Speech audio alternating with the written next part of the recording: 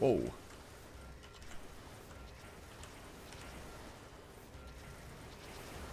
I got teleported. I hope I'm in the right gear.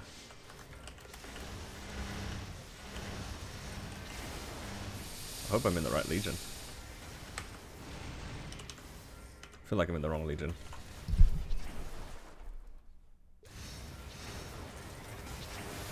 Okay, very good. At least I noticed early. Degen? What do you mean? It's only like midnight on a Friday night. It's fine. I'm just here for a good time. I stream on YouTube. I've never left YouTube. So I'm glad that you found out now. We've always been here. We've never left the YouTube. I'm missing 10% EXP somewhere. Where am I missing 10% EXP from? I got my links. I got my legion. I don't have my hypers. There we go. That's better. Alright, now we're set up. Now it's time to sit back. It's 2 AM across the ditch. You are a New Zealand player, I'm assuming? I know my time zones. Oh wow, it's Bobit. Hello. Yeah, you're an EU player. I never knew that. Or are you just saying that?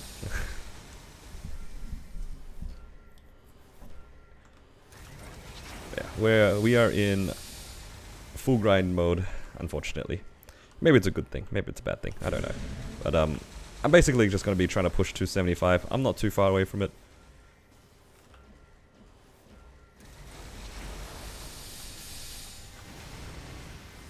And yeah, I don't have quite enough MVPs, so I'm just going to be yoinking whatever public MVPs I see. I see one right now at XX15, which is...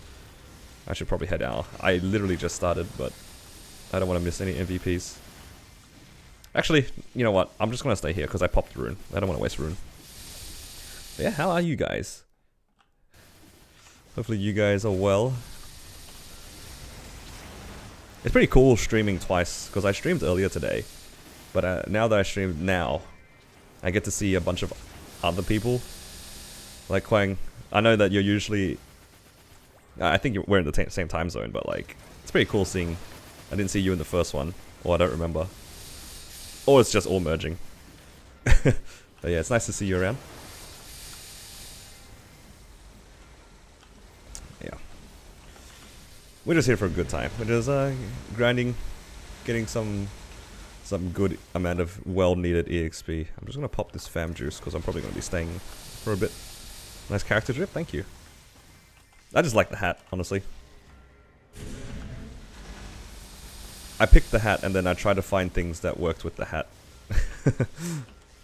I saw the hat drop from a random mob and I decided, yep, I'm gonna make this work.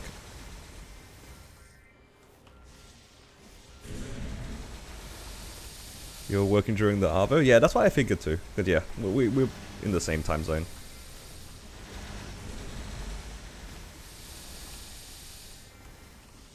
Hello, welcome, welcome.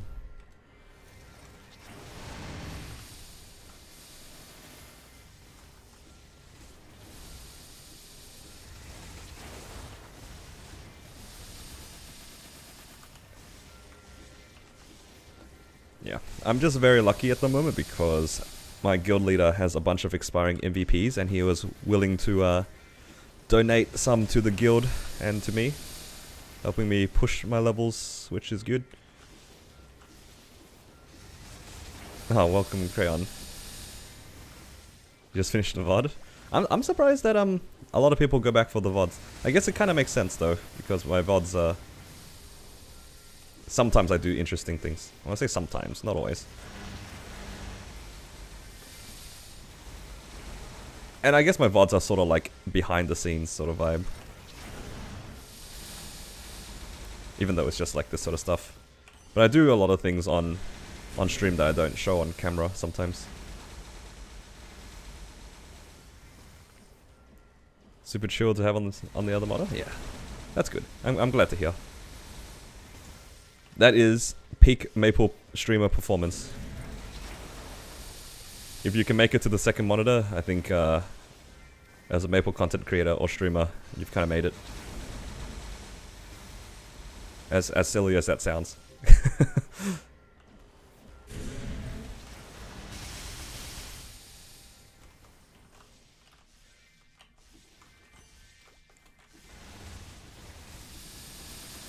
Okay.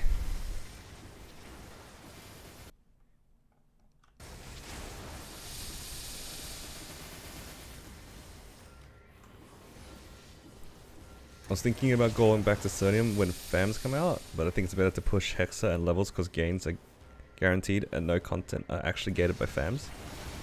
Yeah, I think so too. I wouldn't go back for FAMs unless you were like pretty happy with your Hexa. Or you're not fussed about EXP. I think if you're 285, there is an argument to go back to Cernium if your FAMs aren't good.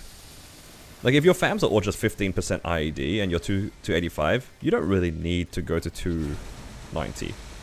And, yeah. I think there is an argument you could just go back to Cernium, because at least you still get fragments. But for most players, that wouldn't be the case. I think most players would rather push 285 first. Which I think is fair. Because Hexa is a significantly better gain, and I think also levels, especially if you're pushing content like Carling. If you're pushing Carling at any point, or pushing for Carling the 285, then you definitely don't go back for the FAMs, because leveling up is better FD. 285 or Hexa or whatever comes first, yeah, pretty much. But I think for most players, you'll probably just go 285, and if you really wanted FAMs, you would just farm on another character, surely. False? Damn. You know what? If Swan says it's false, then it must be right. FAMs are more FD than leveling for me. Alright, so this is why I was careful with my words. It's because Swan is almost level 300. See, it all checks out. It all checks out. Story checks out.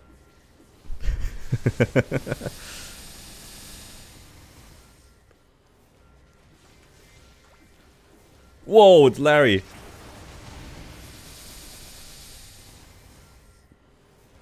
Yo, guys. This is Lartran. This is Lartran. Oh my god. It's Lartran.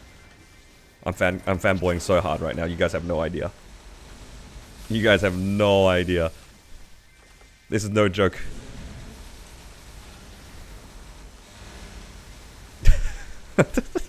Yo, that's crazy. The Lartran himself.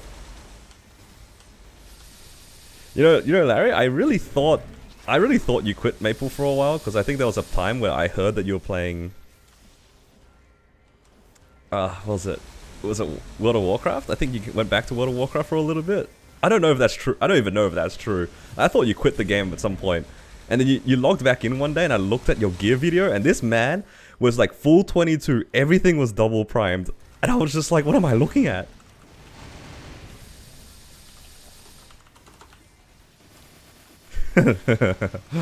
Dude. You know what? I'm glad you're here, Larry. It's been a long time.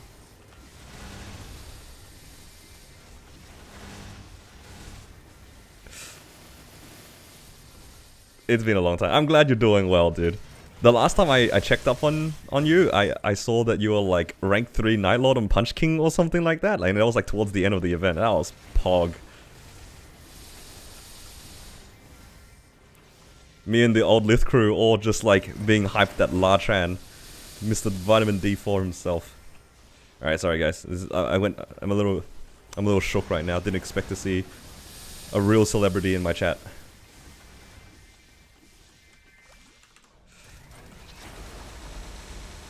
Night Lords never struggle. Oh no! This man's seen some things in the past.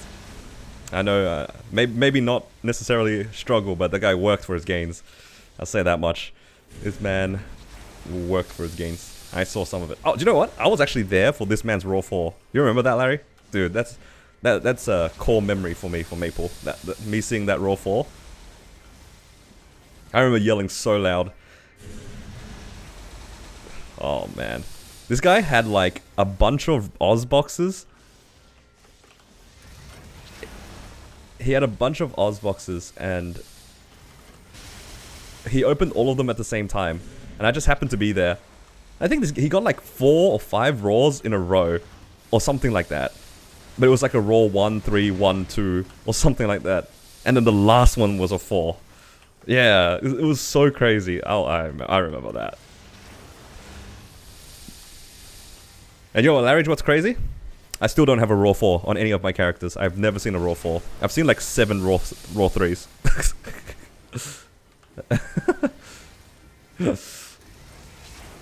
Absolute despair.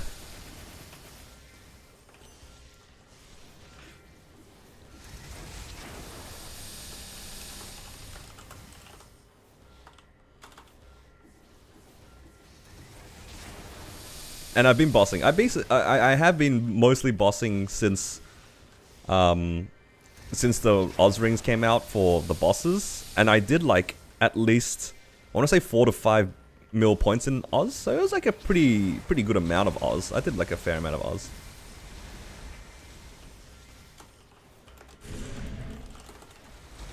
So a little bit unfortunate, but what can you do?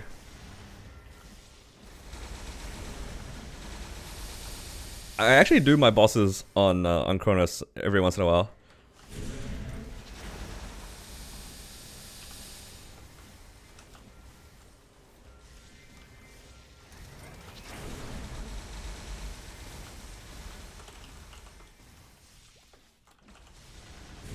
Yeah. He carried me V Healer. You know what? You know what, Swan? I have a screenshot of my first ever V Healer clear. And I'm in your party. I don't know if I sent you that screenshot. But the first time I ever cleared V Healer, I'm pretty sure I was in Larry's party and you were in there. My first ever V Healer. I have the screenshot on my computer somewhere. Isn't that crazy? Oh, you know what? This is... I'm in a good mood. This is... I'm happy right now. Just like reminiscing random things. Man. The power of La Tran. You don't remember that? Of course not. You were like giga strong compared to everybody else. Degen, go to bed. You're Degen. Yo, is Taehyun still here? You have a fellow New Zealand brother here. How many hours does it take to level at this range? You know, that's a good question. I'll probably make like 1.5 to 2% every half an hour. So like, let's say generous, 4% an hour. 4% an hour. It's like 25 hours, right? Minimum. That's like at best. Nelson Stinky, damn. You got put down, brother.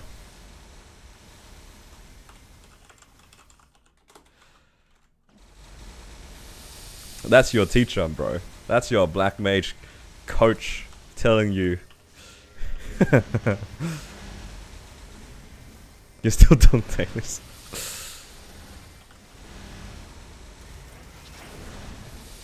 You know what's crazy? I remember Larry telling me that he went back to Limina to go for double line fams. Did you do that for a little bit? I vaguely remember that. Like you were like mad farming on your Kana. Going for like the double line fams. That was like when somebody hit that random like boss ID fam or like double boss fam. Or whatever it was. I vaguely remember that.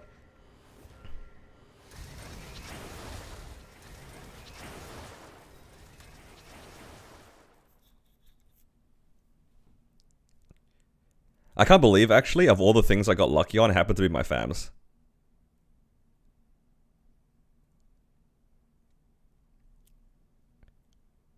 I don't have 120... I don't have 120 boss, but I have, like, the equivalent of, like, 130. I think. Because one of my fams is double-lined. But I can't tell people that, otherwise they'll leave. And they'll hate watch me.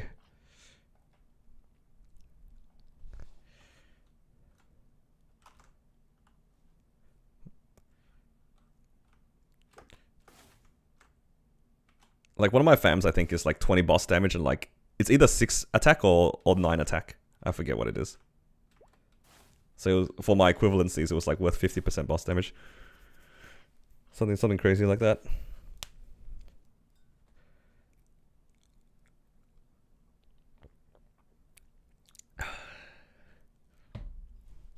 And one of my other fams was like 30% ID, 2% attack or something. And I got that from a random booster pack, I remember. That was the day that I stopped dropping fam cards on the floor because I was so lucky with fams. Yup. No cap, I was dropping fam cards because my storage was full and all my mules were full of fam cards. Is that toxic to say? Oh, I got really lucky on my fams. I can't really say that I even farmed that much either. Kind of wild how random things work out. But I paid for it in my star forcing. I'm going full Hate Watcher mode now. Hey, if it makes you feel any better, I don't play the character anymore, so it's like it might as well be 0.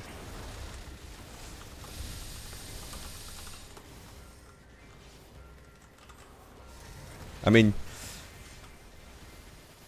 a lot of my random things I get lucky on. Man, yesterday all my Hate Watchers probably like having a field day. Hyperion MVPs hit different. I know, we actually can move. What a wild concept, being able to move during an MVP. I remember DCing during MVPs. And it was like not even at the peak of Chronos. Dude, the down bad days was like during like the seasonal events when everybody would come back and you try to go into an MVP and you see a public one, you don't bother going. Like legitimately, you just don't bother going because you're not going to load.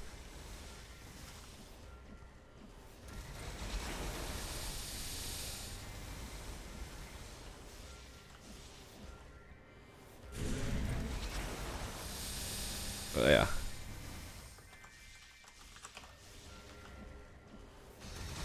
The old 32-bit client MVPs used to crash the old laptop. You know, I feel that, bro. I feel that. Oh my god, the Night Troop MVPs. You guys remember, like, going to Mushroom Shrine, grabbing the MVP, then teleporting to the event map and hoping somebody would sponsor? You guys remember that? And everyone's just sitting at the entrance waiting for someone to sponsor. Those were some days, man. That was one of the Night Troops. Everyone begging for sponsors. I will say one thing, I do miss Secret Base. Secret Base MVPs were really nice. I missed that map. That was a good map.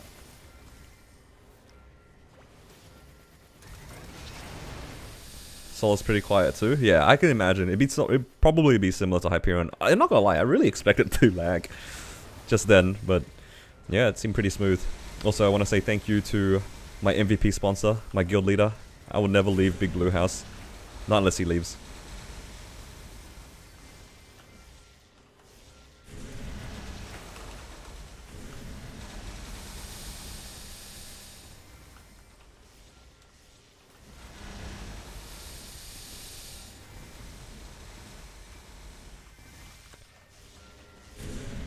Yeah. Alright, chat. I'm gonna ask something of you guys. I know I'm most likely second monitor content right now, but if you guys happen to look at my buff bar and the Legion wealth is missing, please let me know. I'm not very good at paying attention to that one in particular.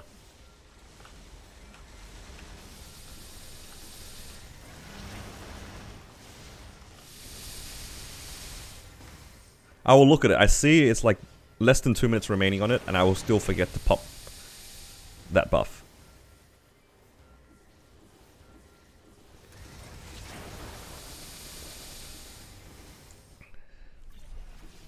Now we grief you out of Legion wealth.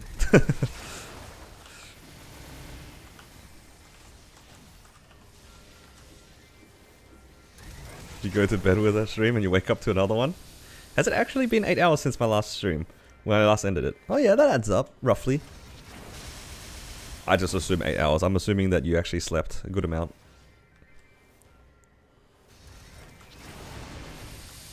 You know who's not gonna get a good amount of sleep? Probably me. Set an alarm on your phone. You know, I have a funny story about that. I had a friend who would use her what's it called? It's like a little Google Chrome thing. I know what's it called? Google Home, right? Is that what it's called?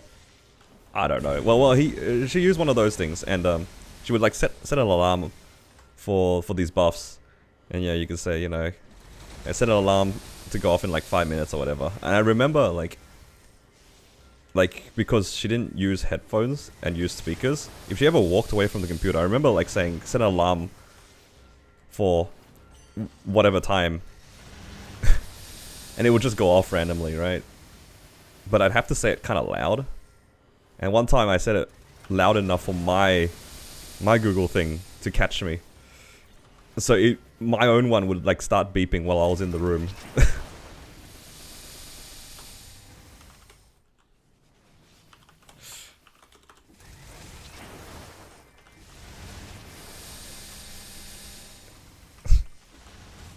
Assuming Mushroom Gamer sleep 8 hours is crazy. Come on, you know, I respect you guys. I think that you guys sleep well, surely. I sleep a lot, actually. I sleep like 10 to 12 hours on some days. Just because on other days I don't sleep very much. It's all a balance.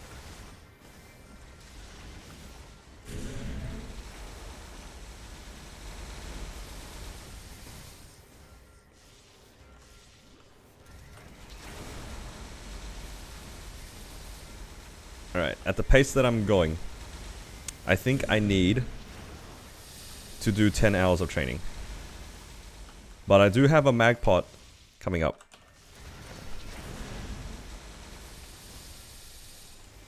I think. So it's going. Howdy from Donny. Oh wow, hello. Welcome from Donny's stream, I'm assuming. That's crazy. Wait, from Donny, that's implying that you were referred here. Hang on a minute, where was this? Did she put me in a Discord or something? What's going on? Or do you just follow me? Because you saw my name in from her stream. That's crazy.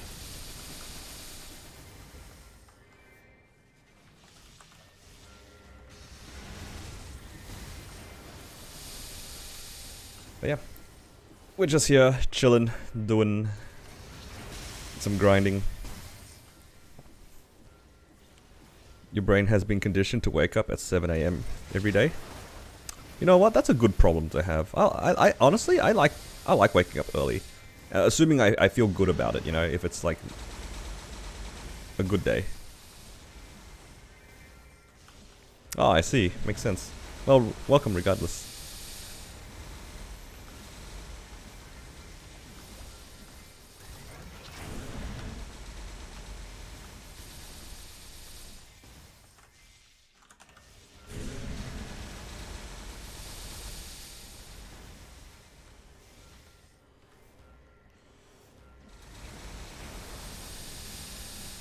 You roll 3-line magic attack on an archer emblem, and then roll 3-line attack 2 cubes later? Whoa, congrats.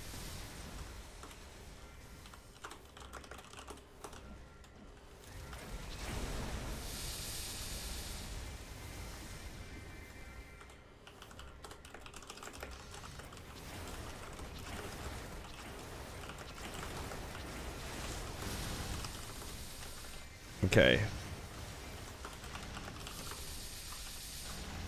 Looks like somebody, also known as my guild lead, is doing Monster Park Extreme. I don't remember if I run it today, so I'm going to quickly run it because I know that this will be one burst.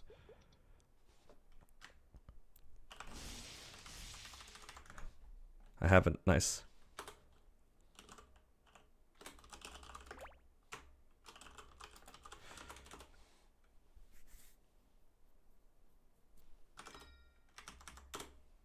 Seated like your original Corsair? That original Corsair was pretty wild. That, what do you call it? The double prime 3-line emblem was kind of wild.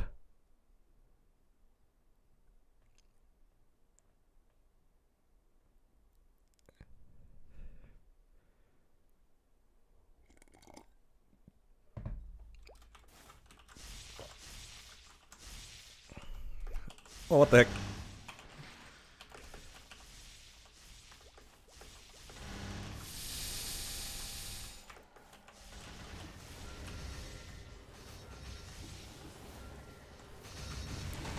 Getting MP parties with endgamers, it's always fun. Yeah.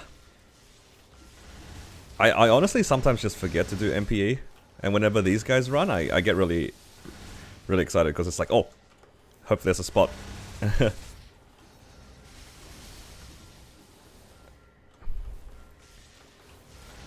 Using the rammer reset was pretty cool. I don't think it's like super viable, but I don't think it's bad. I think it's good if you find the weapon. Like if you find the weapon, it's pretty good. Like as a drop. Oh my god. It's dead, I didn't even see it.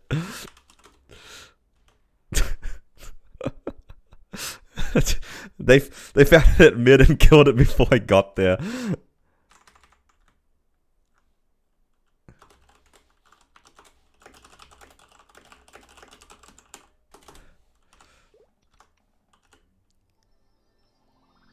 That's crazy.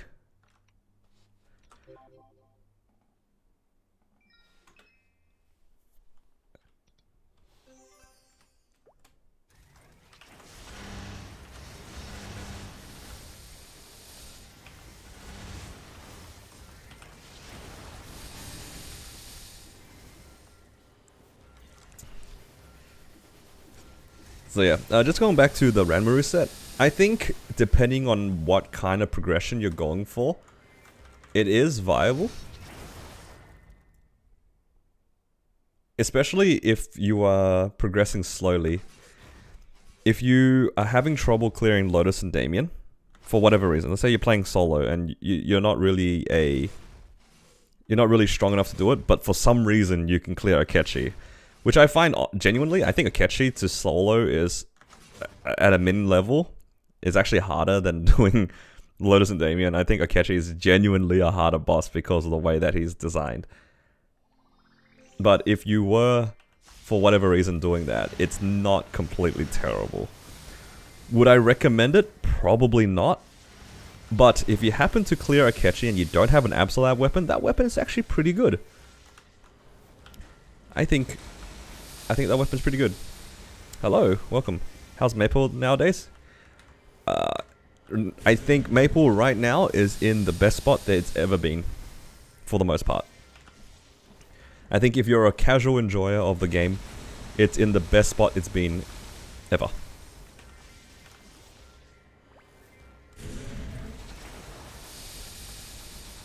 And in the next update, it's just going up.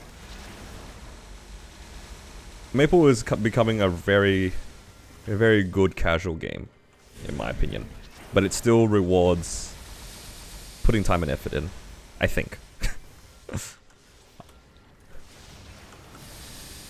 I wonder if there's a person who likes Akechi. You know, that's a good question. Would rather do Commercy for a weapon than do low stat clear Akechi. You know what? That's very fair. The Sweetwater weapon is actually pretty underrated. I think that weapon is pretty good. For how easy it is to get a Sweetwater weapon, it actually gives a lot of good stuff. It gives you like 30% boss damage and 10% ID or something. Do I have one on me? I don't have one on me at the moment. But, like, somebody can confirm. Like, I'm pretty sure it gives you like 30 boss damage and 10% ID on the weapon. That's damn good. It's really good for something you basically get for free. All you gotta do is like 1 or 2 CPQ runs. And if you're doing CPQ anyway, you're probably there mostly for the accessories. That's pretty good. That's pretty good. You're there just to collect the coins for like a monocle or a tattoo or whatever it is you're going for, pendant even, and you get like a Sweetwater weapon. You don't have Fafnir. Pretty good.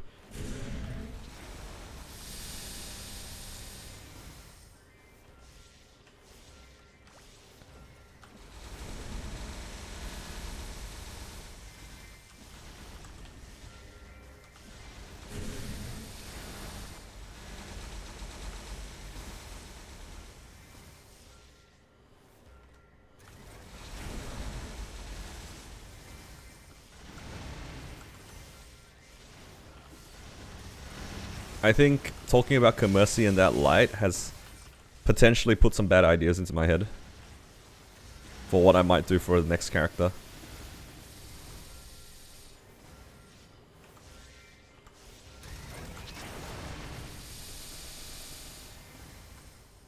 Potentially, we'll see. We'll see how it pans out. I haven't decided what I'm doing exactly for my Hyperburn, but I do want to make it like an interesting concept if I can.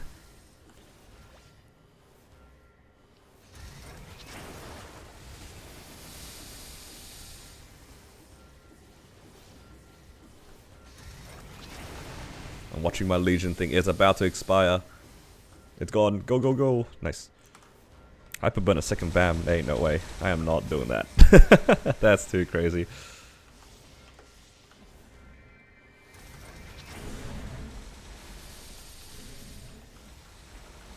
I had a run where Ketchy did 3 DRs in a row.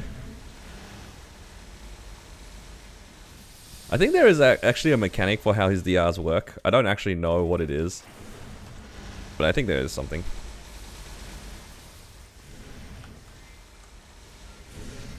Any idea how to farm materials to make XP potions?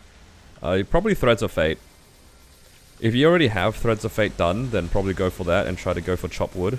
If you don't have it, then the best you can do is go to popular maps and hope that there's flowers on the map, and then mine those or harvest them.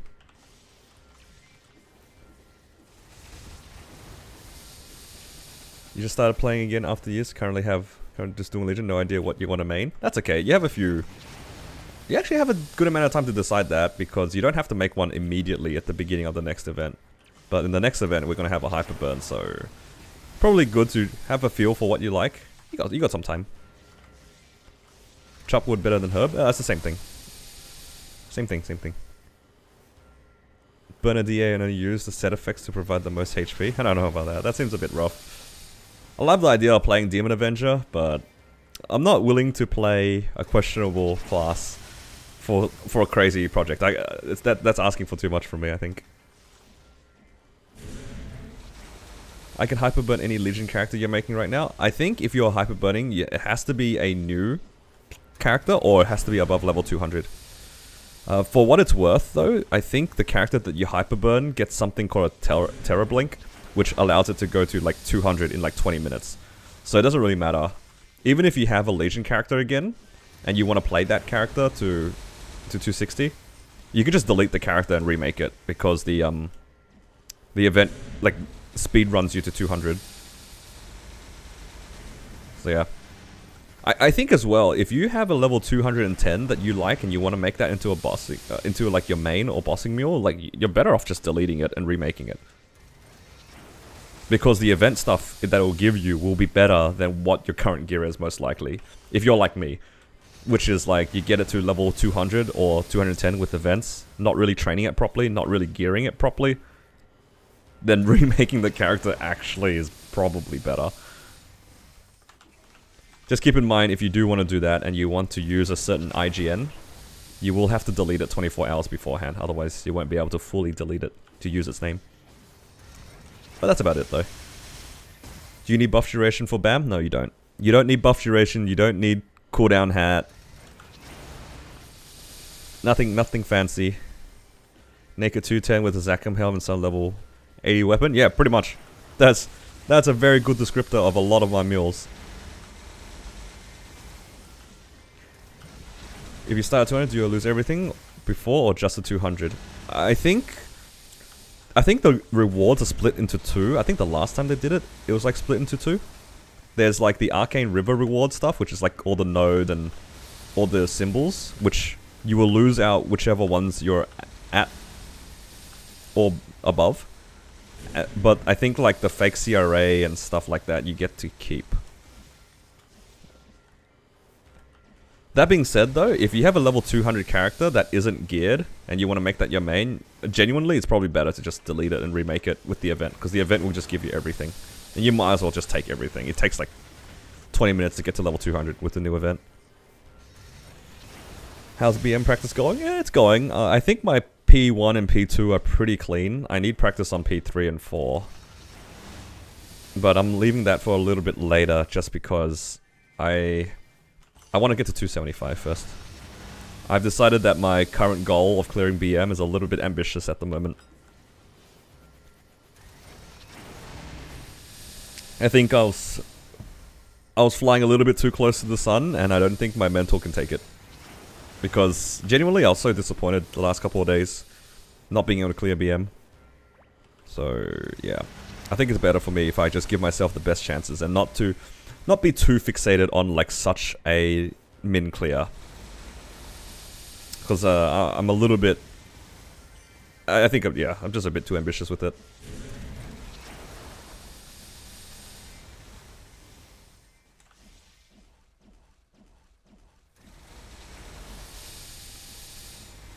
How far have I gotten? I've gotten to P3, maybe like 80%.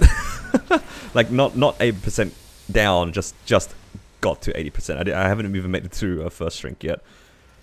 My best attempt was actually on my real run that I ran, and it was so scuffed. I was in P1 for 6 minutes. I 3 bursted out of P1. I 3 bursted out of P1. I didn't even know that was possible, honestly. I didn't know that was possible. But because it was a real run, I didn't want to just leave after I whiffed the bind. That was so disappointing, by the way. Like, that real run, of all the runs that I missed bind P1, it was my real run. So sad. But I made the furthest. I did get the furthest in that particular run. But yeah, I think right now I was, or rather like in the last couple of days, I was just a little bit too fixated on trying to get it cleared by the end of this month. Which I can't do anymore because it's like the end of the day.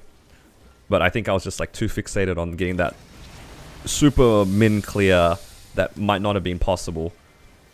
But I think putting that pressure on myself to get that clear within 2 days was just too much, so yeah. But that being said though, I do really wish that I was good enough to get that clear, or if in theory I was able to, I would have liked to have gotten it, but yeah, I think I was asking for too much.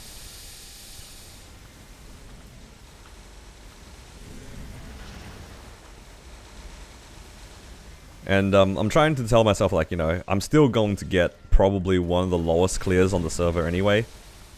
If not the lowest that I know of. I think I can settle for good enough.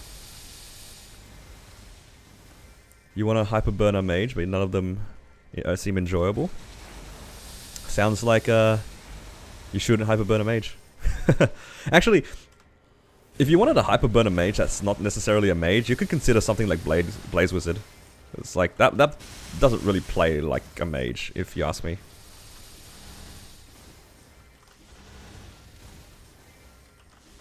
I was thinking of burning Buck, but I don't know if I like farming with Super Jump. Yeah, that's fair. I know some people actually like Spanish keyboard the Super Jump. I don't know if that's something I'm allowed to say, but that's what I've heard. BM is a marathon? Yeah. It's not really... I knew that it was gonna like not be free, but I did definitely expect better of myself. Given that it's a boss that's not really random, a lot of his mechanics are very telegraphed, so I kind of expected better from myself.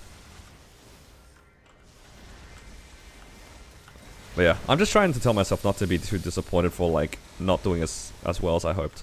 Because, you know, it happens.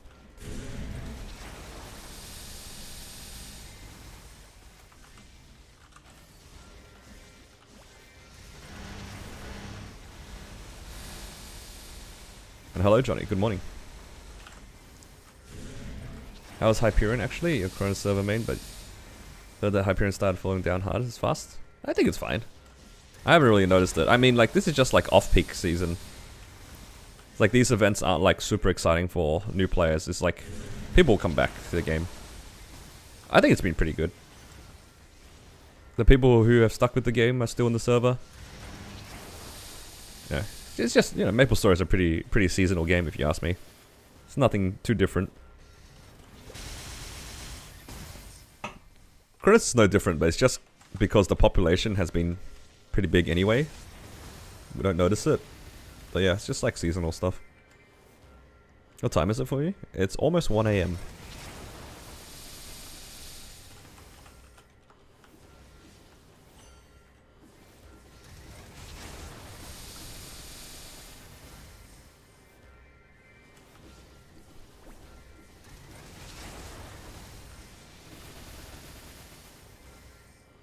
Yeah, the next big update, the update formerly known as Dreamer, will be massive.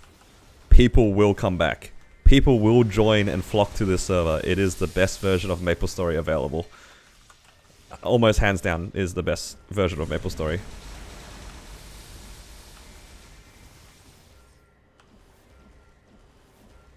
You have a DS main for a warrior, Bowmaster Mule for bow, Nightwalker for thief, making a buck for pirate, and leaves mage.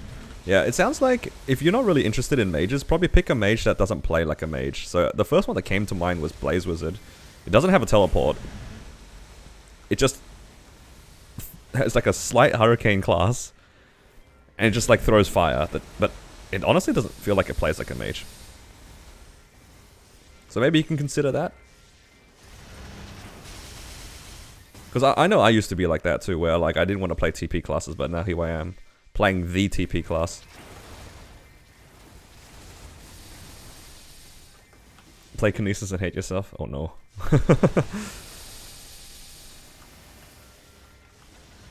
Been playing Daily Story for the last 3 years, so I know how many people come and go from events. Yeah, the events are like a big incentive for people to stay, honestly. Is ban one of the classes eligible for 6-6 setup? I would think so. The only thing that you have to keep in mind is Battle Mage does use a shield, and the 6-6 set doesn't give you a shield. If you're only going to be playing it as a mule, or like early on in the game, like working your way up in gear, I think it's fine. Fine to use that set, but you'll probably end up trying to transition away from it relatively quickly because you want that shield.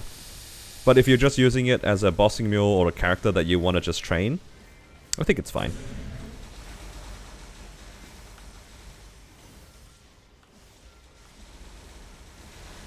Do you know who you want to burn yet? Not exactly. I'm still like kind of like up in the air about it.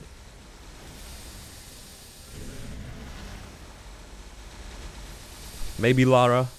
No, not Lara, sorry. Maybe Lyn. Not too sure. I've considered Lyn, I've considered Phantom. Low-key considering Cannon Master. Low-key.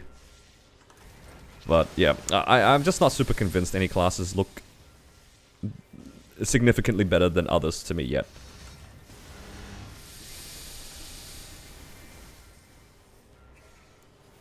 Ilium is a ton of fun and it's unique. Yeah, that's fair. I don't know too much about Ilium though.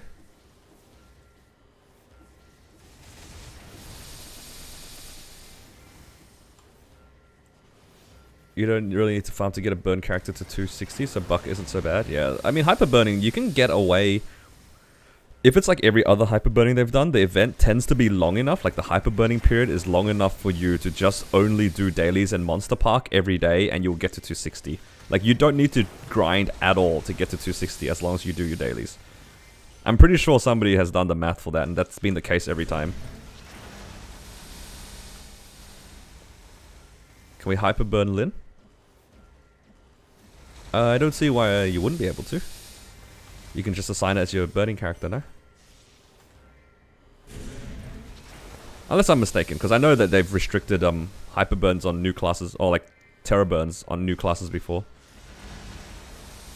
You're a returning player, 37k Hayato. I don't boss much. Which bosses could you do? I think you can probably do... Well, if you're a returning player, I'm going to assume that you might not have the experience to solo bosses. You could definitely solo like Hard Lotus, Hard Damien. And you can definitely do party bosses all the way up to C10, probably. So you can basically boss either solo or in a party all the way to everything under Black Mage at 37k, I think. But you'll probably have to be careful joining random public parties though, because I think 37k might be on the lower end if you're returning and you don't have 6 job. If you don't have 6 job, just be a bit careful because you might not have that much damage compared to other people. And I don't want you to go into a boss and then not do enough damage and not get the rewards.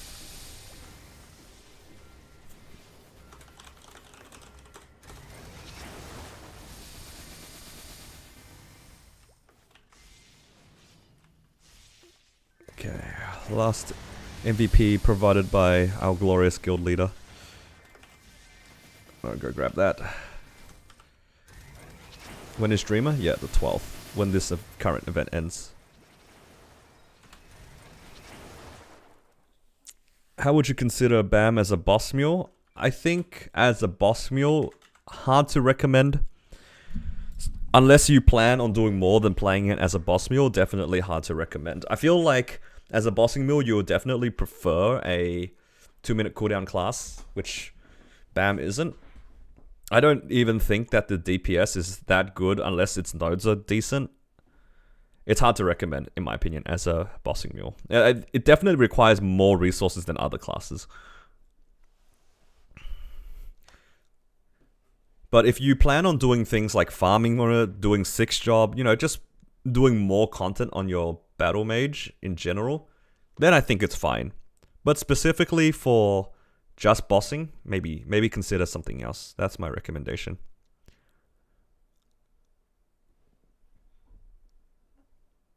Dreamer is also a longer patch. Yeah, it'll be a big one and it'll last a while. If I can duo H Lomian, can you duo Lu Will? Depends on how fast you're doing Hard Lomian. If you can do both of them together within one set of G skills, so like within half an hour you can clear both of them together, you can definitely do each of them. Yep. Because that's what I did. If anything, even if you take like 40 minutes to do both Hard Lotus and Hard Damien, you could realistically be able to do both.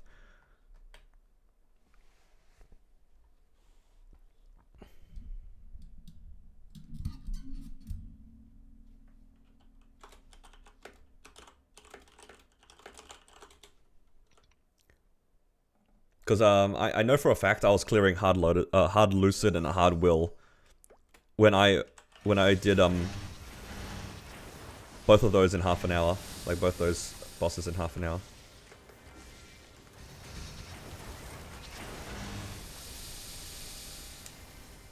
We do both of them within 25 minutes? Yeah, then you guys should be able to duo those bosses. It might not be a short run, but you should be able to clear.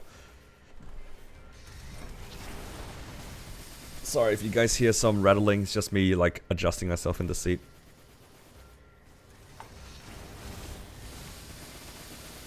So yeah, Dreamer will be out in like a little bit.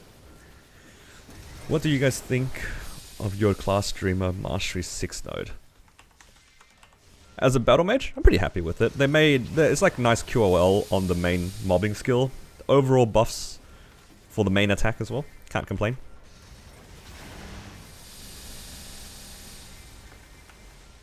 I know it takes a lot of effort, but do you plan on making another progression series for Hyperburn, even if it's hardly edited? I am planning on doing another progression series of some sort. I do want to try to make it a little bit different from what I've done currently. Because what I've done currently is like, if you took... Like, I tried to cover a lot of things in this series. I made the most out of every system that was there. You know, Lynx, Legion, all the Star Forcing event, cubing events. I think I played pretty... I wouldn't say optimally is the right word, but I took advantage of everything, right? That I think most players should be aware of. In my next progression, I kind of want to give myself some kind of a challenge. I don't exactly know which kind of a challenge I want to do. I don't know what restrictions I might place on myself. But I do want to do something like that. So yeah, definitely look forward to a hyper, like the next character I haven't decided on. Yeah, I am looking forward to it. Make the next progression series a musical. Look, if I can make a progression that was a musical, if I was talented enough to do that, I would do that. 100%. You know, I've been to like, I'm not really a musical person, but I've been to a few musicals. Like, I've seen like a good fair amount of shows here that have come to Melbourne, and I love them. And people are so talented, whether it's like dancing or singing, right? All I can say is if I was good enough to do something like that, I would. 100%. But unfortunately, I can't edit very well, and I cannot sing. And I think those are like the bare minimum requirements to even attempt to make a musical. At least around MapleStory. And look, I've talked about this on stream before, about me editing and listening to my own voice. I've kind of gotten used to it, and I don't really care too much listening to myself anymore. But I don't think I can stand hearing myself sing. That is a different challenge, I think. Hey, my music stopped. Yes, I'm still on this page.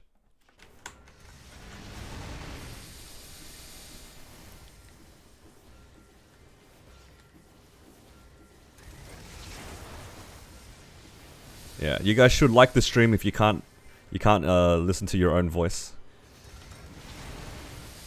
Yeah, if you don't like the sound of your own voice, you guys should like the stream, because then you guys will help me listen to my own voice and sit through my own editing. I would appreciate that support. Thank you.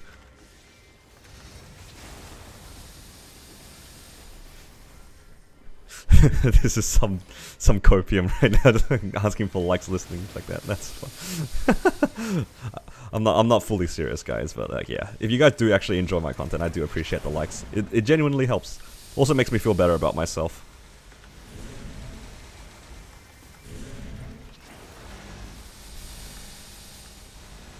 Yeah. Everybody is a lot closer to their voice than they'd like to think. And then when you hear it, you just say, well, I sound like that to everyone? That's crazy. How much EXP am I getting an hour? Anywhere between 3 and 4% an hour at the moment. You sound too much like your brother?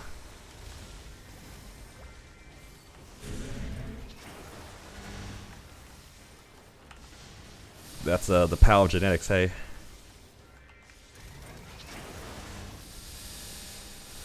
With Union Artifact coming soon, seeing how far you only get doing story side quests instead of grinding would be mildly interesting.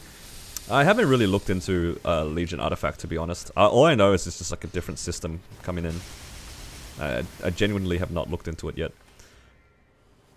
There are a lot of ideas I have in mind, and I'm just trying to find a good middle ground that covers a lot of different things and makes me go out of my way to do things, but without griefing my own enjoyment. I think that's the most important thing when it comes to this sort of stuff, is just like, I don't want to put a challenge that I don't enjoy. Because that's definitely happened in the past, where I put a challenge on myself to do something that I just didn't completely have fun with. I think one of the things I'm kind of worried about is I do like the idea of continuously progressing my battle mage, but if I'm going to work on a hyper burning, I don't see myself doing dailies on my battle mage, to be honest. I think that'll just take too much time. If there's a new event that comes out, I don't see myself coin capping or doing any of that sort of stuff on my battle mage. It to a lot of people that probably sounds like, oh, you know, this, but you get so much stuff. But I think it will just take too much time, especially if I'm trying to prog and storyboard a new character. It'll just take too much time. So that is one thing that I'm not so sure what to do with. Yeah, because that's what happened with my earlier progression series, where I was working on my jet, and I was trying to make YouTube videos at the same time, but I couldn't find the time and effort to make those prog series work. If you guys remember my Forbidden series, my Kana, my Cadena, my original Bowmaster, there was a lot of characters I tried to make work and fun for myself, but I couldn't find the time, and I didn't enjoy it as much because I really wanted to play my jet.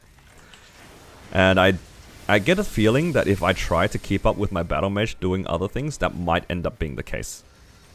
I think it's too easy. Yeah, I agree, Linksy. It's too easy to burn out.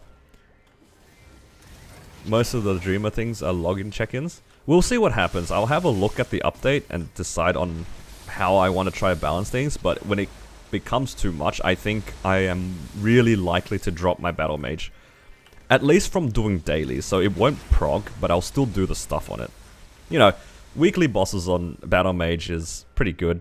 Like, at the rate that I'm doing right now, I can do V healer and hard dark knell in one set of G skills. That is so good, like, so fast. That's faster than my Corsair at the moment. Okay, maybe not faster than my Corsair, but it's pretty fast. I think my Corsair's only slightly faster. 6 jobs are just pretty OP, but yeah, that's my thoughts.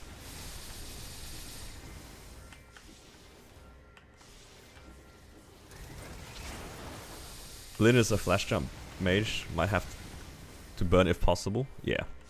Lyn's good. I like Lyn. Lyn's a good class.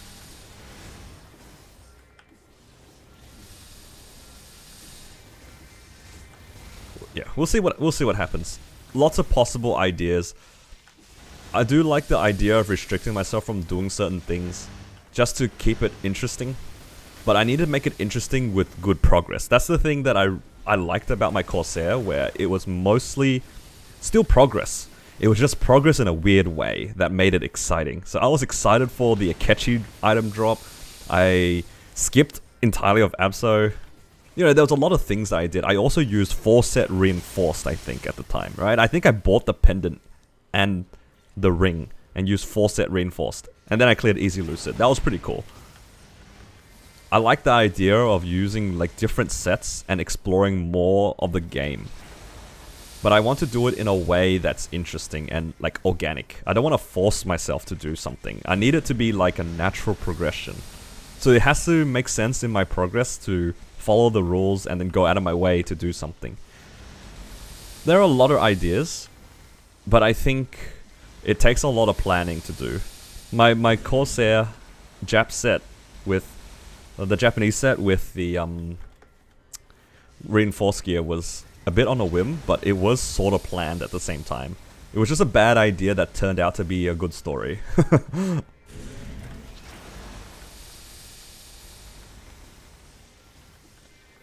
Your Sayer's getting close to 285. Oh, congrats. How much more do you have to go? You're almost free from the grind, sorta.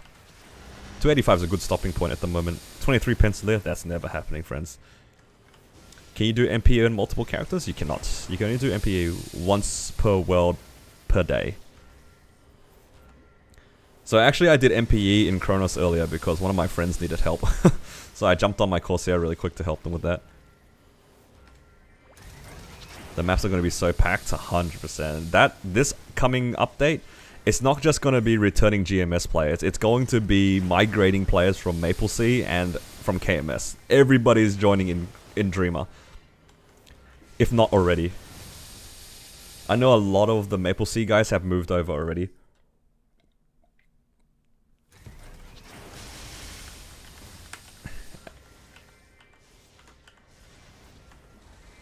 Yo, I'm getting mad fragments, guys. Who would have thought grinding gives you fragments? Okay, here's actually a question for you guys. I know I'm most likely going to be doing something sort of solo, or there will be like solo components to it, but I might try to add like party play.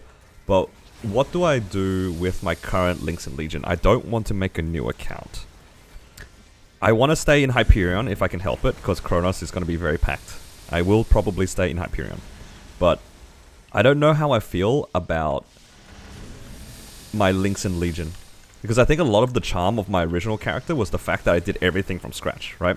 I did my links in Legion fair and square. I used the events as they came up. I made all my level 3 links again. I got my AK Legion with the events. I did everything. And I think that was a big part of my journey with this Battle Mage being interesting. Because I did everything. I didn't just be like, start a series with 8k Legion. What do you guys think about that? Because I don't want to redo everything, but I also don't want to not use them. Because I think that would be unfair for me that... Because I put the effort in. I don't think it's fair for my own enjoyment that I lock myself entirely out of it, right?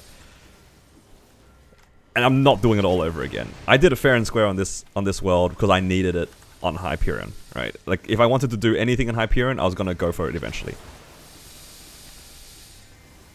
It will definitely be on the same account. It will definitely be on Hyperion at this rate. But yeah. I'm trying to think of a way that is fair for me to progress a new character without it making it overpowered. Because AK Legion is an insane amount of extra damage. Like, all that crit damage, boss damage, EXP, you know. So many.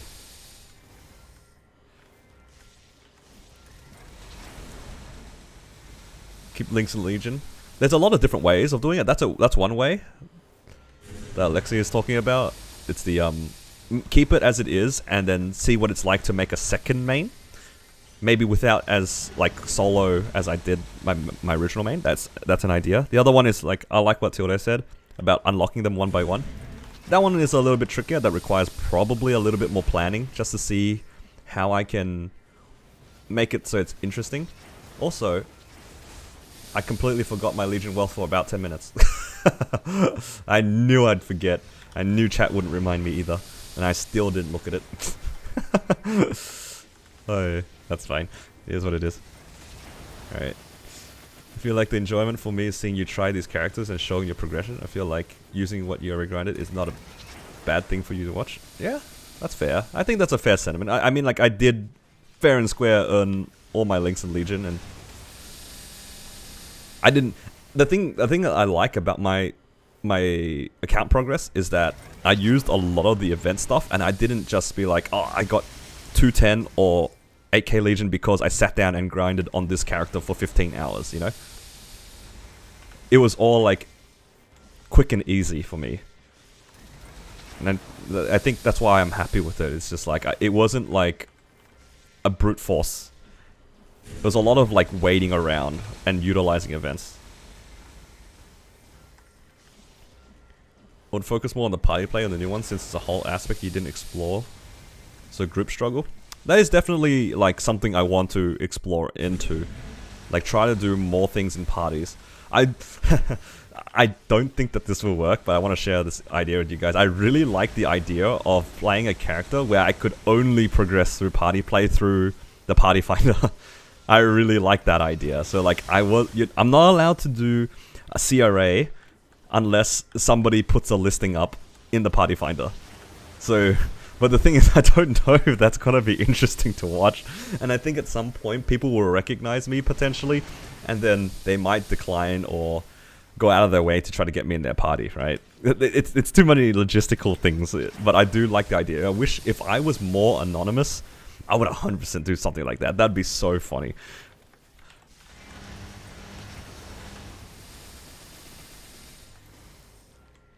You just like suffering? I don't think suffering is the right word. I like giving myself an interesting challenge, because what I've done, I've done a lot of random things in this game, so I kind of want to do something different each time.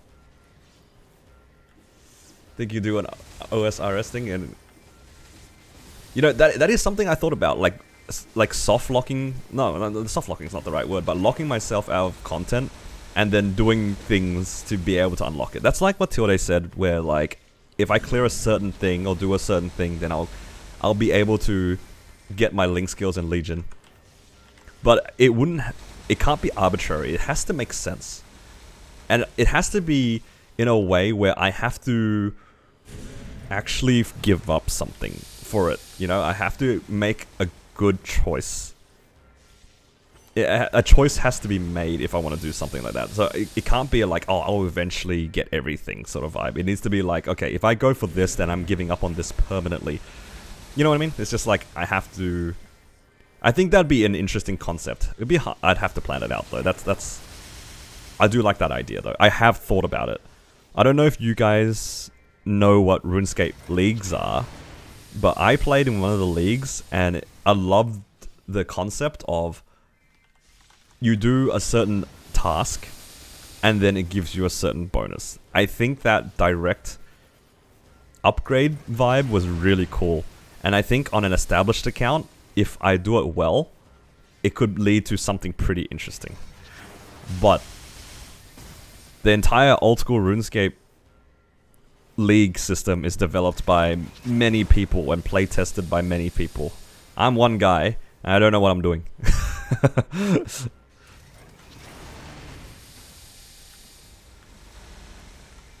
You can see where like the difficulties of making something interesting is, or something new is. It's a lot of things going on, but I do like a challenge, because don't forget, guys, I am a guy who likes to have these ideas and use MapleStory to enable the ideas, not the other way around. It didn't have to be Maple, it could have been something else. I genuinely could have been like an old school RuneScape YouTube content creator instead. But I just don't enjoy RuneScape as much as I do MapleStory.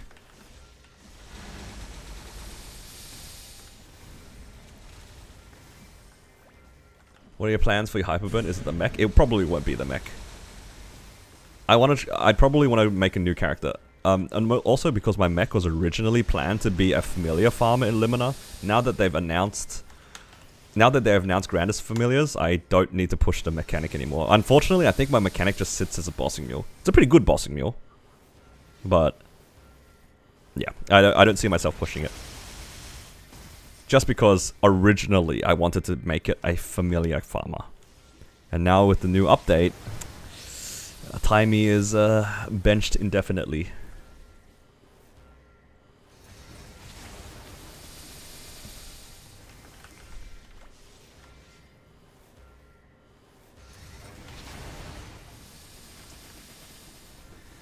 It might be boring for you, but watching another underplayed character like Xenon or Mech would be fun to watch. Yeah, I mean, I am somebody to pick a underrated class because I think that's fun anyway. I think I love playing underdog classes because it's a win-win for me. If I do poorly, I can blame the class. If I do well, then it's just good content, right? I definitely was blaming Battle Mage for some of the things I got stuck on, like Phase 3 Lucid. Phase 3 Hard Lucid, I had a lot of trouble with that boss because I couldn't clear P3. And I could just blame the class for it. But then it also opens me up to like a lot of other issues, so I don't know, there's a lot of things. That's fine. What Legion level do you think is fine to start leveling a main? Honestly, you can start leveling a main whenever. Legion, at the end of the day, is just a nice bonus for yourself, right? So when you feel like you're not really feeling like playing your main, then I would go back for Legion. My mentality with Legion is that it's no different. Training Legion is no different from me farming Meso and then spending Meso on an item. Because you are farming a new character, and the gains you get are like a hidden item, right? So I never feel like, whenever I train my Legion, I feel like I'm just benefiting my main. I know a lot of people don't like their Legion because they don't like, quote-unquote, wasting time on their main, but it's like an investment that you put towards it. That's my mentality. I don't think there's a bad or good time to grind Legion, because at the end of the day, it helps your links, it helps your Legion. They're all bonuses. Leagues a ton in OSRS. Yeah, I enjoyed like the leagues as a casual player for leagues. Just like being able to access more of the game was a lot of fun because I got to do a lot of things I didn't ever get to do.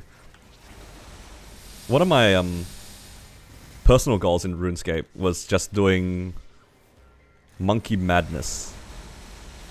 Specifically Monkey Madness, the quest. Because I never did it on actual, like, normal RuneScape before, but leagues, because of that particular league I played in, it enabled me being able to do Monkey Madness for the first time. I felt so achieved being able to equip that Dragon Skimmy. I felt pretty good about that. And then I quit. It didn't take very long for me to get to Monkey Madness, I'll be honest, but I had that goal in mind, and I was very happy with it.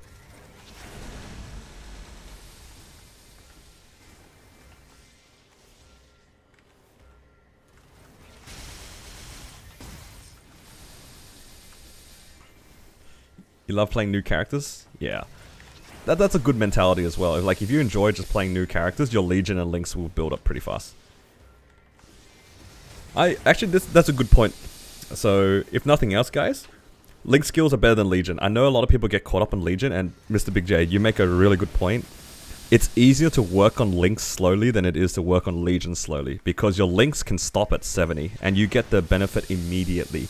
Whereas Legion, getting the Legion block to 60 to get that one block feels unrewarding. I don't know what the right word is, but like, it doesn't give you that much. And it's Legion, like, you have to build it for it to be good. But Links, though, getting level 70 on a new character isn't too bad, even early on. But when you get that immediate benefit, you can feel it. You will feel it on the next characters that you make, and you will definitely feel it on your main. That is a really good thing to think about. Like, you don't need to work on Legion specifically until quite later on. Make your Links first. Underwhelming? Yeah. I think that's a fair word to use. Anything along those lines. When you're grinding specifically Legion, it doesn't feel like it rewards you for your time. That's probably why a lot of people don't like it, actually. Whereas links are so much easier to build upon with much more obvious gains. It just feels better. Flaccid.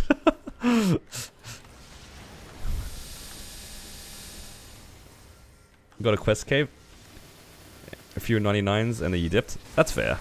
I mean, everyone has their own goals, right? I respect the quest cave. That's a good goal in RuneScape. That's a good goal.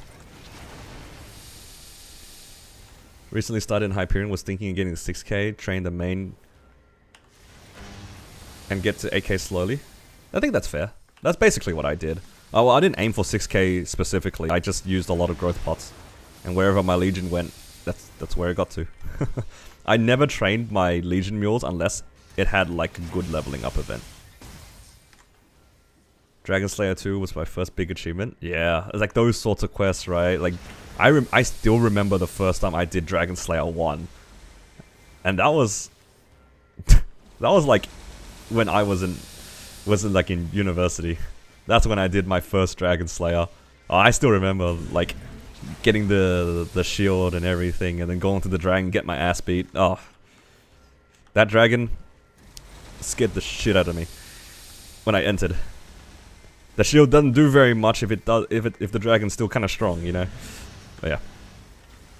You just farmed the stream? Yeah, I'm trying to get to 275. I'm just chatting at the moment, Dan. So probably no bossing in this stream. What are the best 250 legions? All the crit damage ones. Mercedes and Mech. Those ones are good. Are basically what Timmy said. And then following that are the boss damage and ID ones. Probably. Yeah. Something like that. The ones that aren't just stat. How do you face cam win? Very unlikely. I'm too shy for that.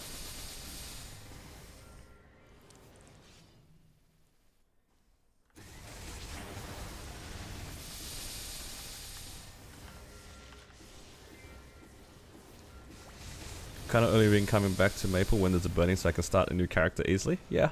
That's exactly why a lot of people come back. I know that a lot of my friends that play MapleStory seasonally do exactly that. Because they're not too interested in doing like the endgame bosses, but they like the dopamine hit of leveling up. I mean, RuneScape and other like MMOs like that are not too different, right? Like, it's just fun to level up. Not necessarily with a goal, it's just like me do something, me see big number, right?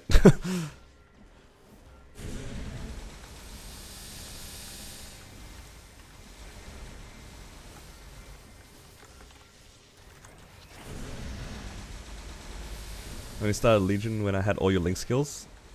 Yeah, exactly. And the Legion, focusing on link skills builds your Legion very naturally. And then once you finish all your Legion, like, all your main links, you're absolutely gonna be like around 4k. Because you have so many, there's so many training links and there's so many bossing links, they'll just add up. I don't think a lot of people grind specific for Legion until they get to like the 6 to 7k point where you're either waiting for growth potions or you're pushing the last like 12, like last 20 or so levels on your mules. Because you don't want to, either you don't want to use growth potions on them anymore or they're just at like random levels.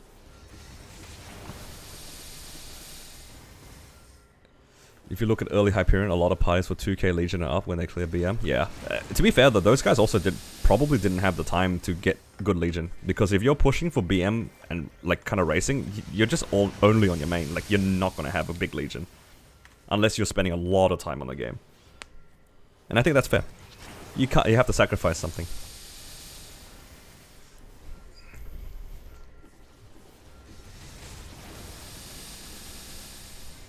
Legion is not as necessary as it used to be.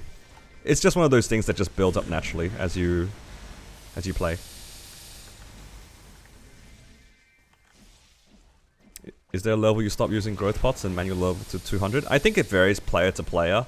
I'm a very all or nothing kind of guy. I will growth pot one character to 200 or 199, and then I'll move to the next character. I have a system going on, and that's all it is for me.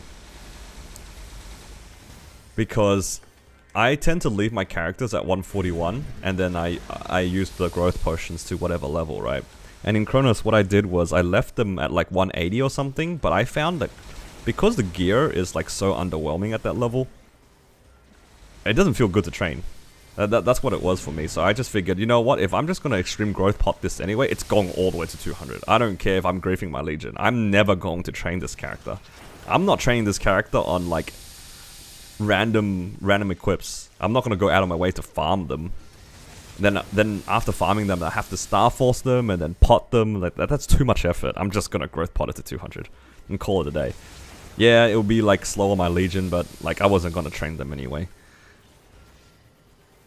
And at the end of the day, your legion is only as good as your blocks.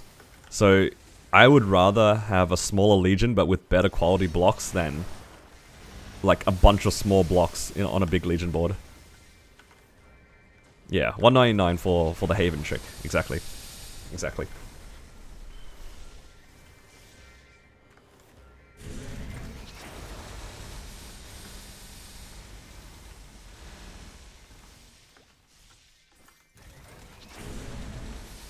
You got 6/6 set on all your characters for when it's their turn to daily story to 250. I mean, the 6/6 set is really nice.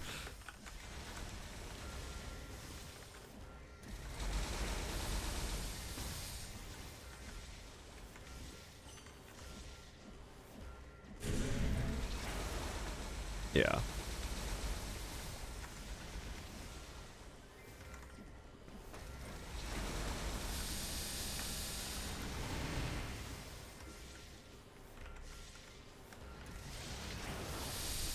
Are you planning on crafting a Deimos shield for Lyn? Not at the moment. I'm only planning on playing it as a bossing mule at the moment, so I don't need the shield. I'd rather the set bonus.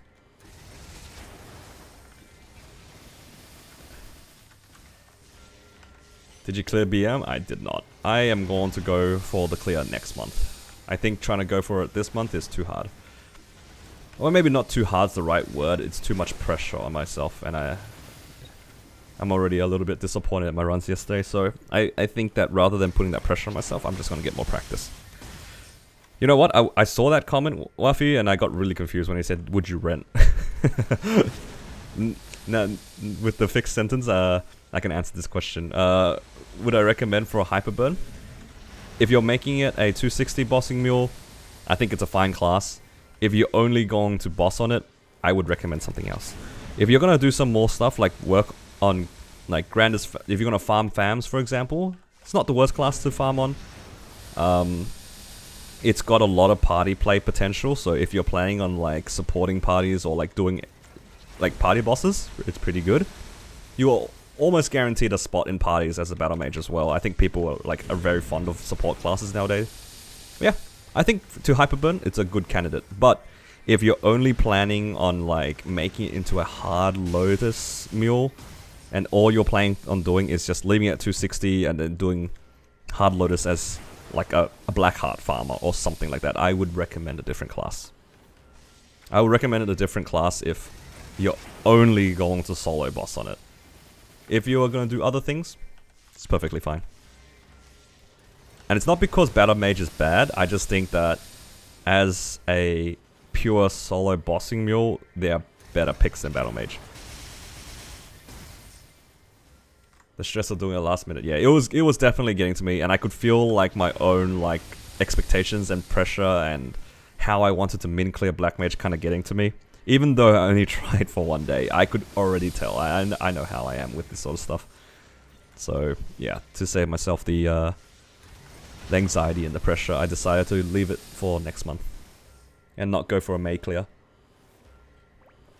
A little bit too ambitious. A little bit too ambitious.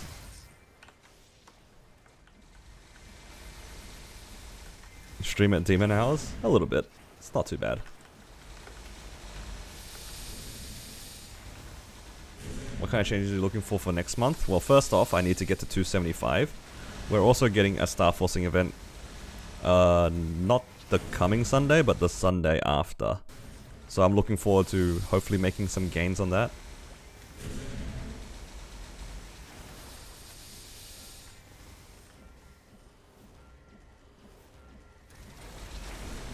trying to find a good class that has decent mobbing to farm fams and a stronger side of bossing. I think Battle Mage in that context is pretty reasonable. The farming is on the slightly active side, but I think it's still pretty good for Cernium farming. Because I think the 5th job skills are pretty strong, the summons are pretty strong. And it's getting a buff to its farming as mobbing as well. So I think it's a reasonable pick. As for bossing, if you're not just soloing and you're doing things in parties as well, this class is really good. Like, Battle Mage's support capabilities are very solid. So, in your context, I think it's a reasonable pick. What is your mesos per hour? You know what? It'd be a lot higher if I remembered to pop my Legion coupons every once in a while. But yeah, I probably make like anywhere between 600 and 700 mil an hour. Right? Does that make sense? Does that add up? Or am I crazy? I don't know anymore. Is that high? Look, I honestly, I forgot what is good or bad rates because of like totems. I know they've been removed from the game for a while. It's at least 600. It's at least 600 because I'm pretty sure in Limina I was making 600, so it's got to be better here. It's got to be, right? Am I crazy? Am I just like making up numbers? Because I'm pretty sure I was making 600 an hour at Limina.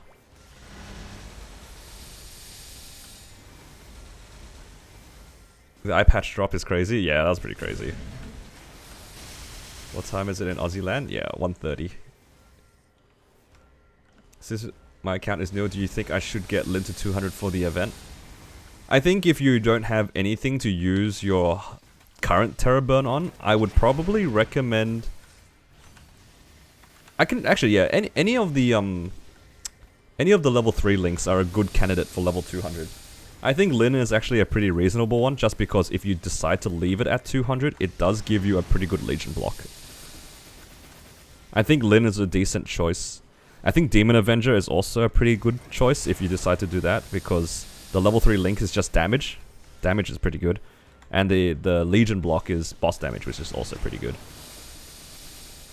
Yeah. If you're not planning on using it on any main or something like that, pick a good level 3 link. I think you can't go wrong with that. How does BAM's gauge work? If you attack things, it fills up, and every couple of seconds, if it's full, you'll see that giant scythe attack kind of show up in the background. So if I don't attack for a sec, you'll see like this giant scythe fly out of me when I attack. And it's just like, it will just FMA basically. It's that one. That's all it is. It's got like a short cooldown. It's basically just telling you that it's ready to FMA. That's all it is. You don't have to do anything with it.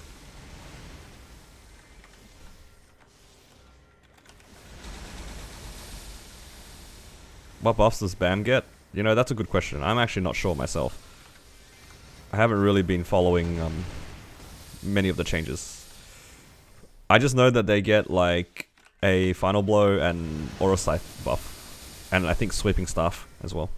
So it's like reasonable. What's your Meso obtained? Should be 180 something.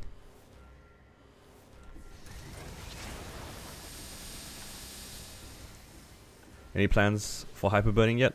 Still not decided. I need to sit down and plan it out soon. Because I do want to make a series out of it.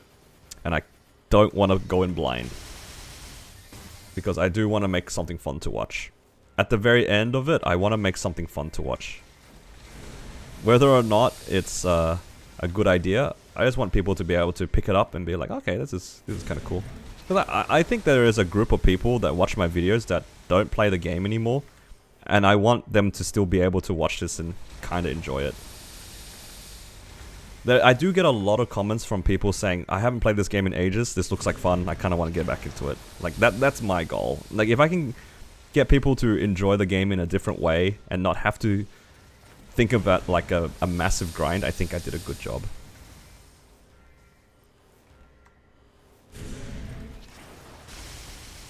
bossing rules made you forget about meso rates? Yeah, I think that's a good thing too. Min-maxing mesos was stressful.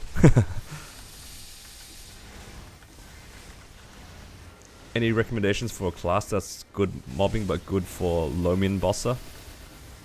I think like Demon Slayer, Nightwalker, those sorts of classes. A lot of the good bosses are also pretty good at mobbing nowadays. Hello, Junie. Welcome. Are you gonna roll inner or wait for presets? I'm definitely waiting for presets. I think my inner is like fine as well. I didn't even mean to get this boss damage, but 9% boss damage as a bonus unique. It's pretty nice.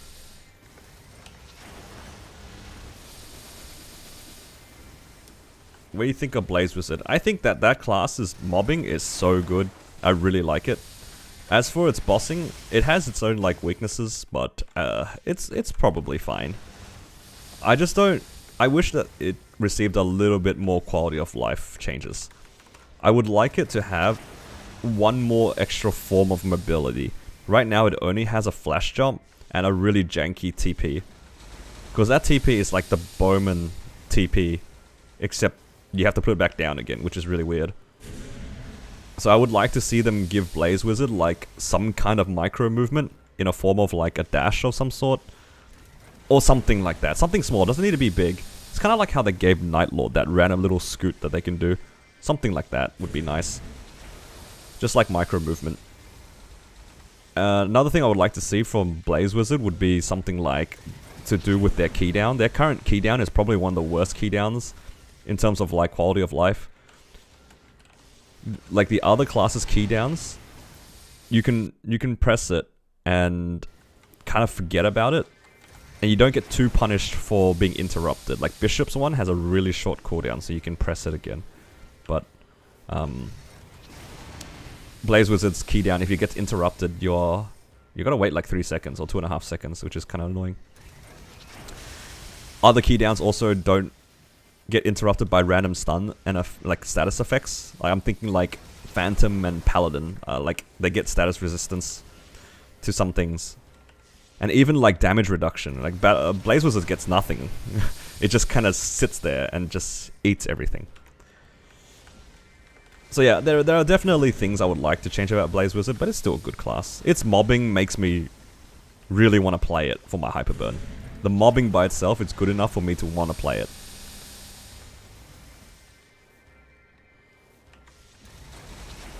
Does Bam just spawn in with hella HP? Yeah, for whatever reason, it does. Phantom series does sound kind of lit. Yeah, I don't hate the idea of playing Phantom, but I do hate the idea of training Phantom. I think Phantom's training can definitely be improved, I think. How? I have no idea. But training Phantom doesn't look too fun to me. Bam, cool class, thank you. I don't know why I said thank you. It's not like I'm doing it, it's just the class. No, Bam is a nice class. I like the aesthetic of it too. It's very edgy.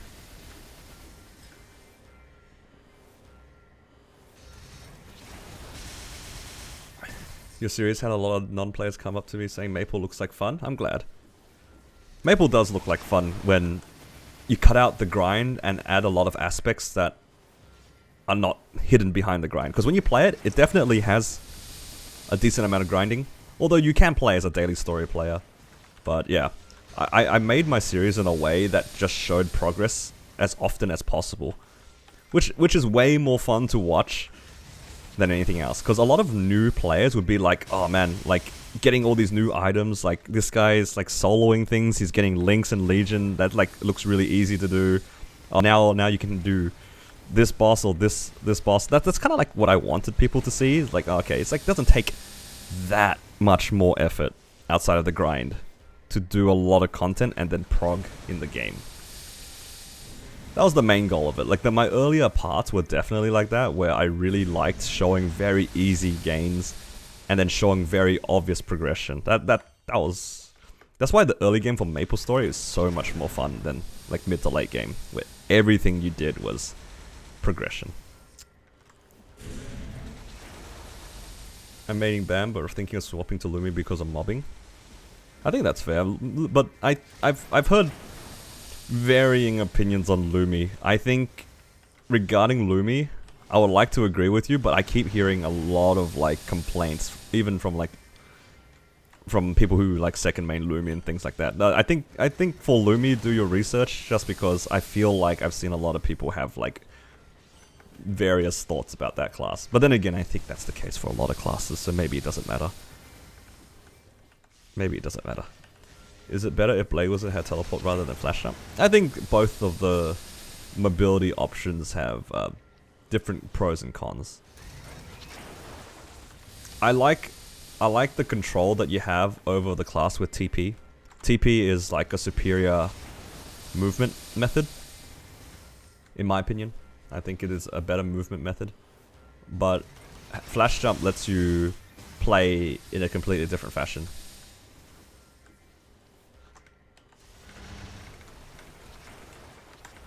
Let me in the portal.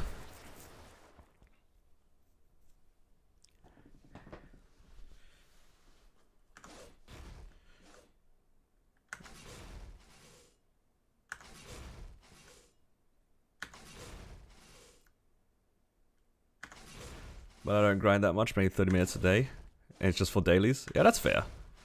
I mean, how can we hate better mobbing, right? When is better mobbing a bad thing? Legion artifact in next patch? I think so. I have no idea how to coin cap on Phantom. I'm just smacking mobs at random. Yeah, that sounds about right. You just swap mains from Battle Mage to Blaze Wizard? Yeah, they play completely different. It'll be a very different experience. There's an Aussie in Star that plays Phantom that came from Reg. That's pretty good. I always respect the random Phantom mains. Maybe not so random, but like just like people who play Phantom. That class is very rewarding if you play it well.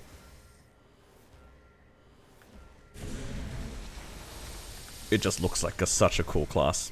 But I do hear that it has some damage issues. But I think that's the case with a lot of classes, to be honest. If you're not Demon Slayer, Nightwalker, you're gonna have what people would consider bad damage anyway. If you're not a broken class, you're not a real class to some players. But the real answer is the best class is the one that you enjoy playing.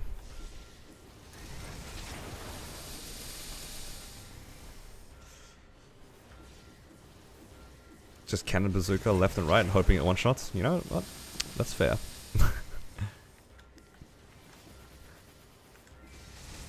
Messo's coupon? Thank you. Good thing I pressed it earlier.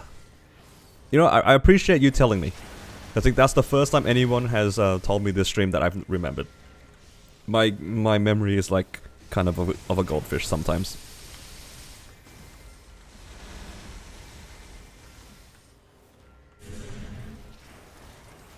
I just pressed the wrong arrow key. I am so good at this game.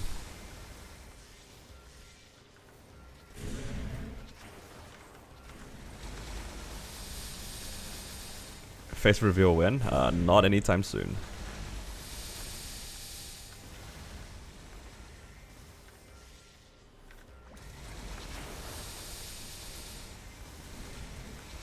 I am too shy to do that.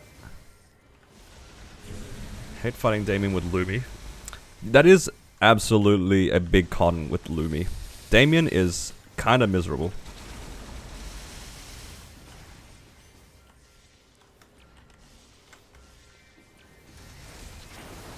The Legion Artifact's a good gain. I think, though, even though we get Legion Artifact, we are losing some final damage.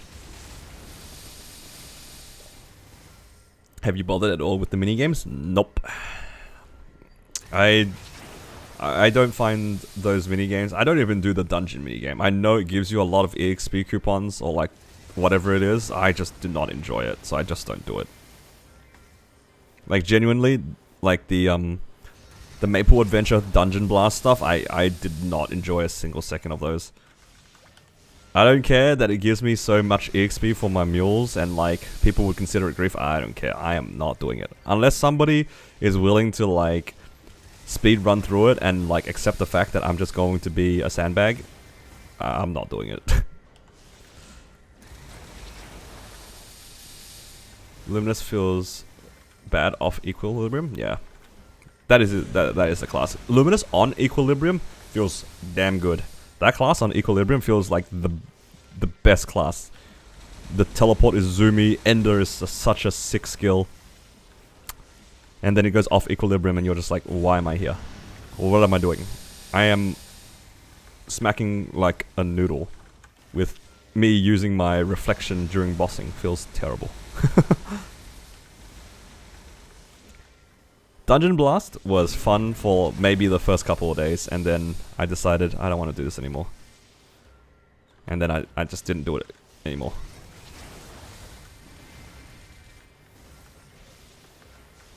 What about High Mountain? We'll see what happens. High Mountain does give really good rewards.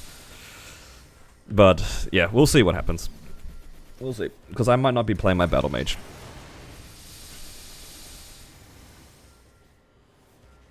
Damien is generally annoying for any class that can't hit him in the air. Absolutely.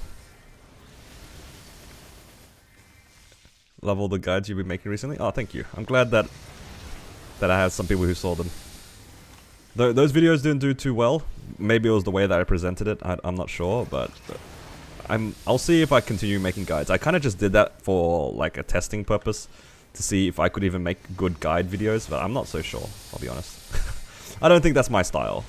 I think when it comes to teaching people new things, I'm better off showing it as I'm progressing, as opposed to making separate videos about it.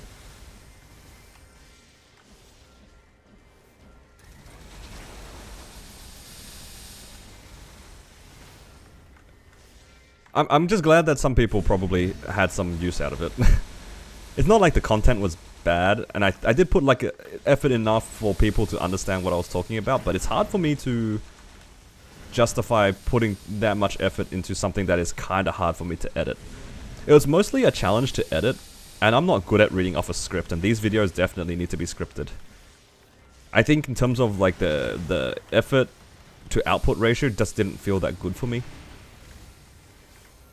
But yeah, we'll see. The 6-set guide was legendary. That was kind of a fluke. I think I just caught it at the best time possible. Like I just happened to see that Reddit post and I knew that I wanted to do something with it in general. But then when that guy showed the Korean video, everything just clicked in my head. And I was just like to myself, all I gotta do is just translate and then present it with some like nice images and then it'll be fine.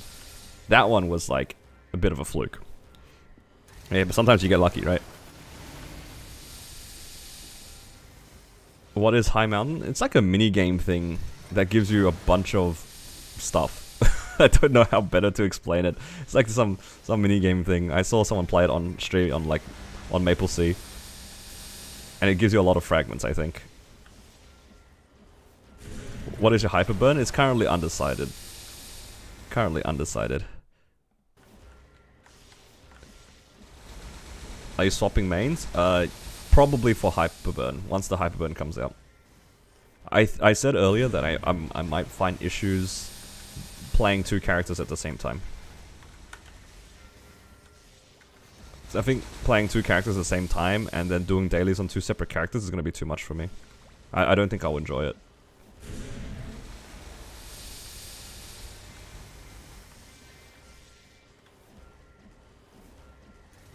BAM is so good. Love to use it. Yeah, BAM Origin is very satisfying. It does a lot of damage.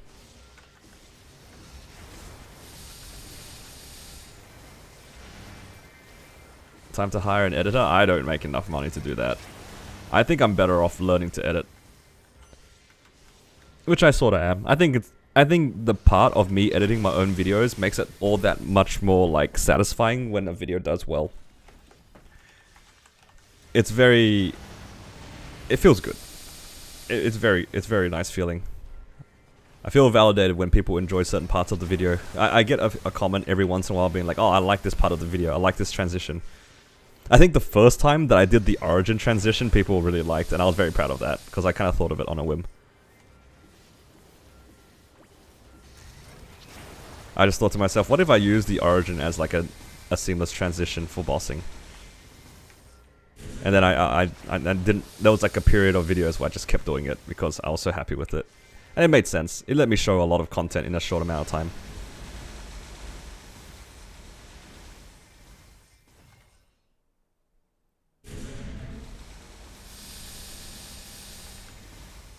You like the Origin montage against Gloom? I know exactly which video you're talking about. The one time I spammed Origin like 3 times just to show the damage.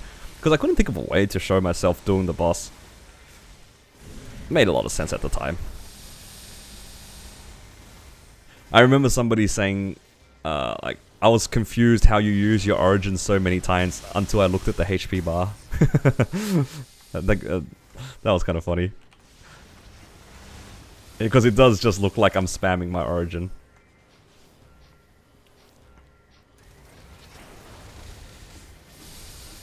Bishop Origin flashbacks where flashbangs my whole room. Yeah, that Bishop Origin is very bright. It's like very yellow and orange. It just looks like Peacemaker permanently, but everywhere.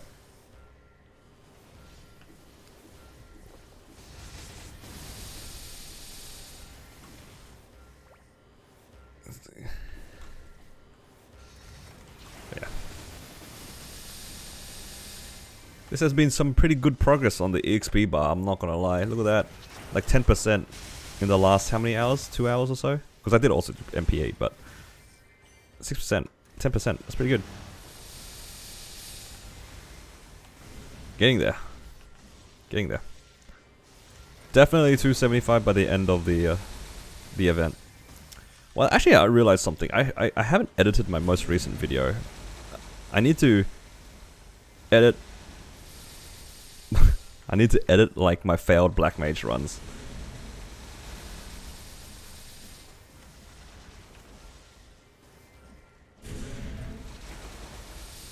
Bam gets 2 summons and Erda Fountain. Yes, it does. But the one of the summons is only up 50% of the time. Not a full uptime. Holy Alan. Oh my god, thank you so much. Thank you so much for the 10 gifted. I appreciate that a lot. Oh my god. That pop-up was almost like a jump scare to me. I was like, what's going on here? I'm not used to the chat flying like this. What are these colors? Well, thank you so much for that.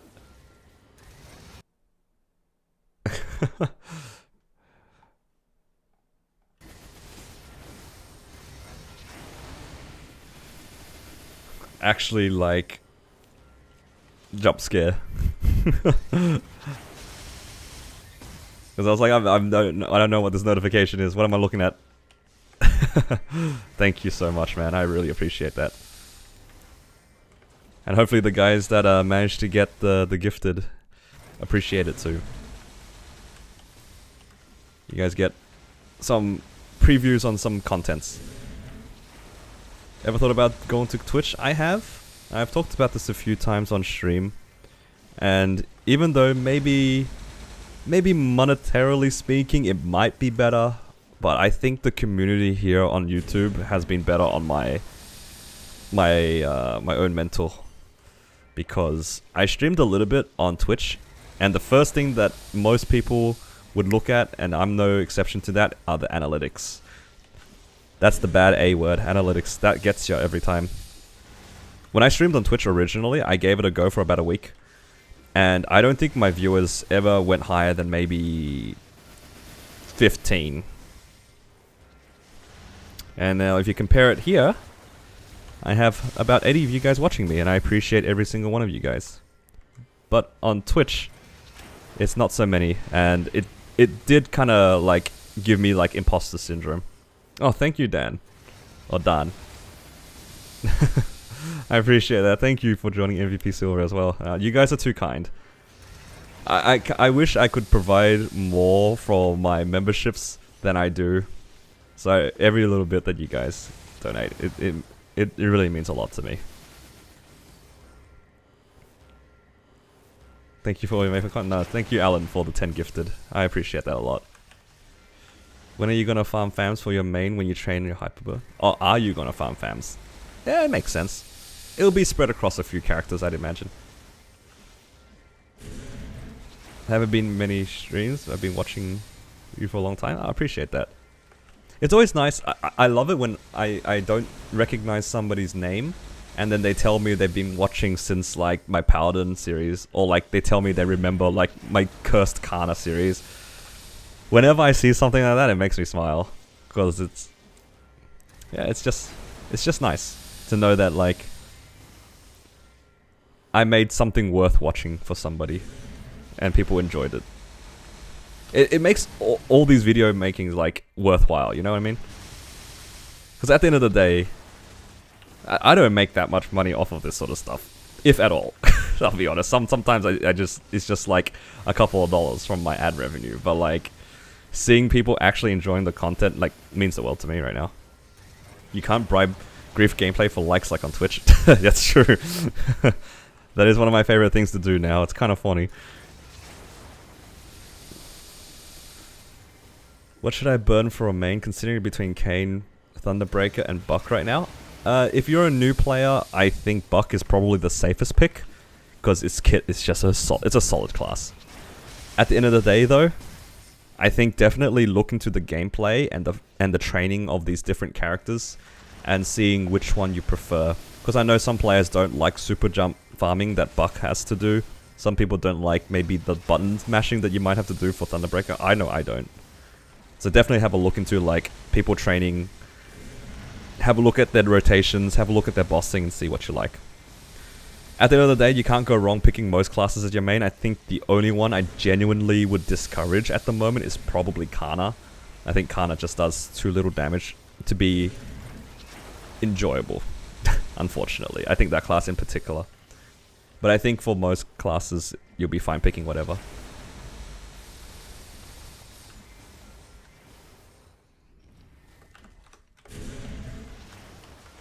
Keep up the great content. Happy to support. Thank you. I appreciate it a lot. Sorry guys, if I take some time to respond to comments, I'm not that good at reading them immediately sometimes. I also get caught up in my own rambling very easily. Been here since the Pally days? Yeah. I know that a lot of my regulars did come from Pally days, and I actually remember some of you guys from when I did my original CVL run. I'm pretty sure Tilda has been there from the beginning. I feel like they've been there from the beginning. If not, then you can take the credit for being there from the beginning regardless.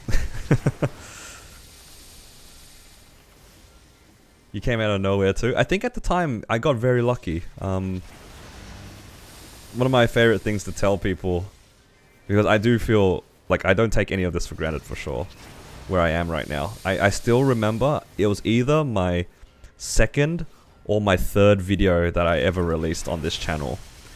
I say something at the end of the video. I say something along the lines of thank you to the 50 of you guys that were watching my videos. I remember that.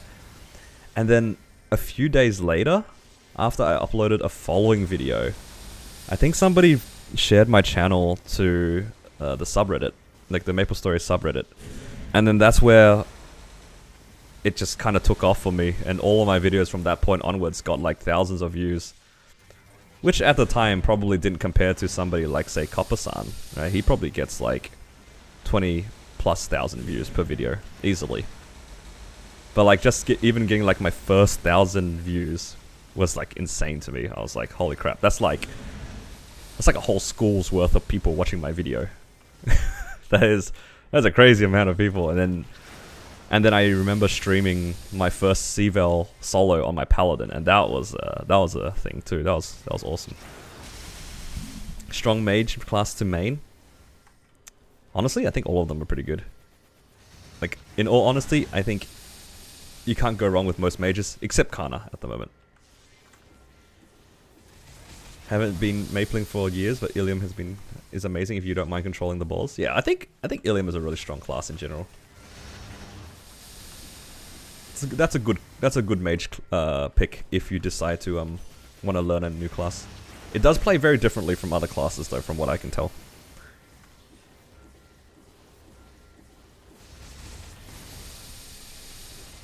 your main right now is Kana, you want to Hyper Burn AB just for more damage? Yeah, that's fair. I think Kana is just... I think it got over nerfed at the time. And I really hope that they push back some more damage into the class. That Kana deserves a bit more love from what it has at the moment.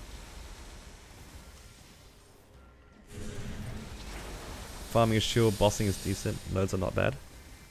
Oh yeah, that's for Ilium. Yep, that's fair. I think the bossing for Ilium is actually pretty good. I like the fact that Wings lets you have free movement in the air. And it lets you attack more bosses where a lot of classes can't. I'm talking like mostly about Damien, but... like you can safely attack a lot of bosses with free movement.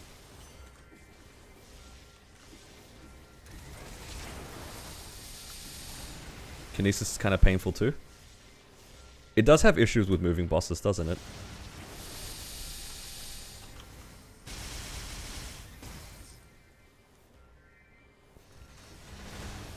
But yeah. I rambled on a little bit, but yeah, just back to my main point. I do appreciate all my viewers and all you guys sitting here. I know I'm most likely like second monitor content to you guys, but I appreciate you guys nonetheless.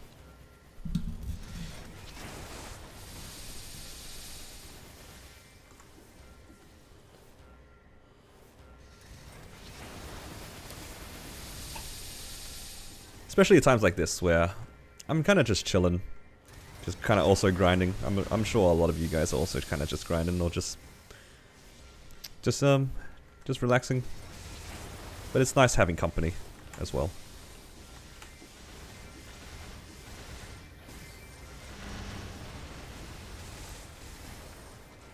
Hopefully the localization for GMS helps Kana. Hopefully. I would like to see Kana have some damage adjustments for sure. Great second monitor content while grinding at 2 AM. Yeah, that's again. I said this at the beginning of the stream, but that's how you know you kind of made it as a Maple streamer. If people are willing to put you on the second monitor, I think that's 100% a win, and I'm happy knowing that. Let's be real. This isn't exactly riveting gameplay. not at the moment. Maybe when I do bossing, people might be a little bit more like focused on it, but. As of right now, I think we're pretty chill. That is something that I did have to get used to though when I was streaming, because I kind of had the expectation at first that people were going to be very talkative in my chat, because when you start off streaming early, at least when I started streaming, I didn't have that big of an audience, but because of that, everyone who was watching, I was like almost primary content. But as my audience got bigger, it goes both ways, right? It's a mix of both. But I was under the impression at first that because I had more people, there'll be more people to talk to, which isn't the case. Right? I think that the chat rate is about the same, even when a lot of people are watching. At least for me. I think my chat rate doesn't change too much between like... even like between like 20 people in the stream and like 120 people. Because, yeah, I'm kind of not doing really much, hey. I'm just kind of chatting. It's all about like that, like expectations, managing it, and not trying to like give myself... I wouldn't say false hope is the right thing, but like... yeah, not to expect a result that's not certain. It always surprises me whenever I look at the number of people that are watching me as well. It's the whole analytics thing all over again. That's why I'm also kind of scared of going back to Twitch.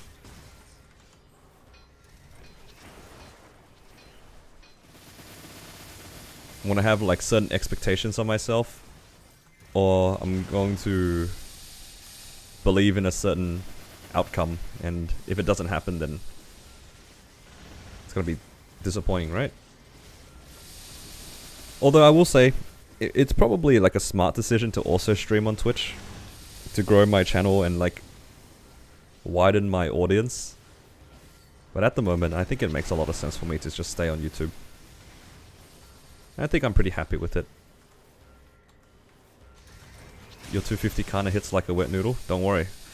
My 260 Kana in Kronos also hit like a wet noodle. Did I ever tell you guys that I was planning on liberating my Kana? I was planning on liberating my Kana at some point. I have a lot of spare arcanes on that character. I mean, like, I have like 6+ of each armor. I have like 20 weapons. Maybe not 20, but like a lot of arcane spares on that character. I was planning on liberating it. And then the Kishin nerf came. And the... what was the other thing? They nerfed the Shikigami Haunting node. And then I decided I don't want to do this anymore. Because I was just about to do my Lotus and Damien. Yeah, I was just about to do my Lotus and Damien lib. That was what I was up to.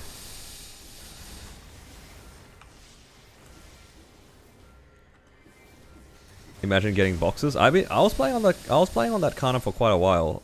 Those boxes were like across the span of probably 2 years. Actually, you know, even across 2 years, that's a lot of boxes. But yeah, I was playing on that Kana before carries got removed. So I was Kana trading all of the arcane bosses, including Black Mage, for about 2 years. So it did get pretty lucky. But at the same time, I guess it was sort of expected to eventually build up a stash of items. 2 years is a long time.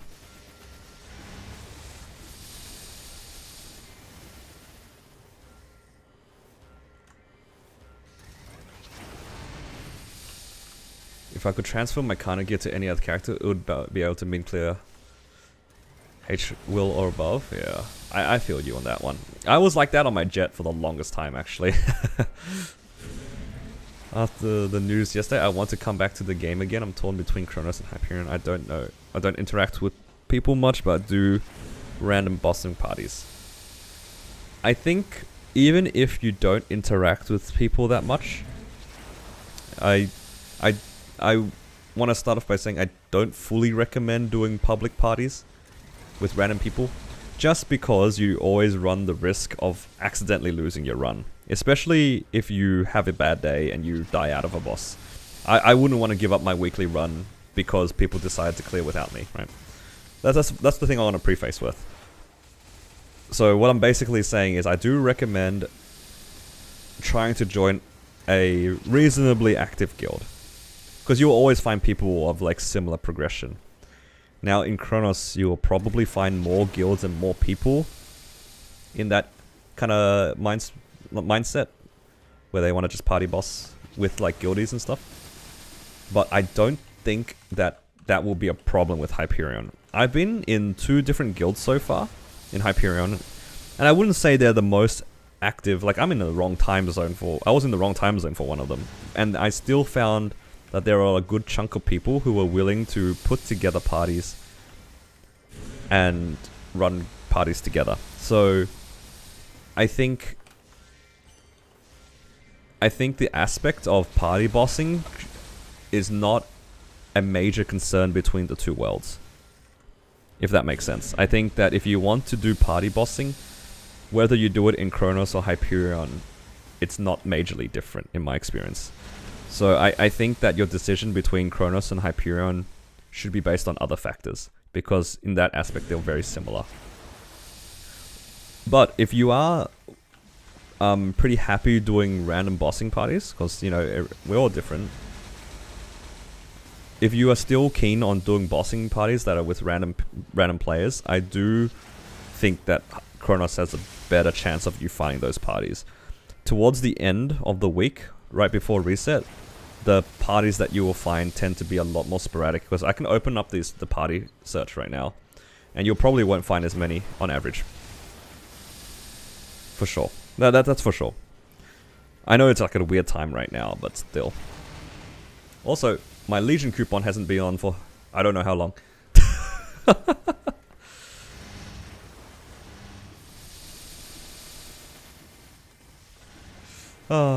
I mean, we knew that was going to happen. I'll just pop it on the next coupon.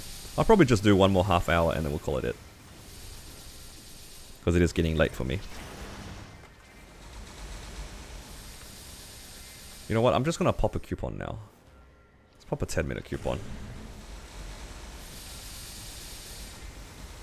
Being on Hyperion, seeing people get lucky has jaded my perception on drops. Yeah, but keep in mind one thing. You hear a lot about the people who hit, but you forget about like the thousands of people who don't hit for every one guy that hits. Because if you hit... If one person gets a pitch boss, right? There is a fair chance that he was in a party of 6, right? So then, that one guy hit, but the 5 people in the party didn't. But you don't hear about the 5 people. You only see the one guy who randomly got the pitch boss. You need to find an AU guild because mine died? Yeah. Guilds die like that a lot. Like when people move on from the game, or like they move into a different guild because they see the guilds dying. Yeah, it's kind of rough.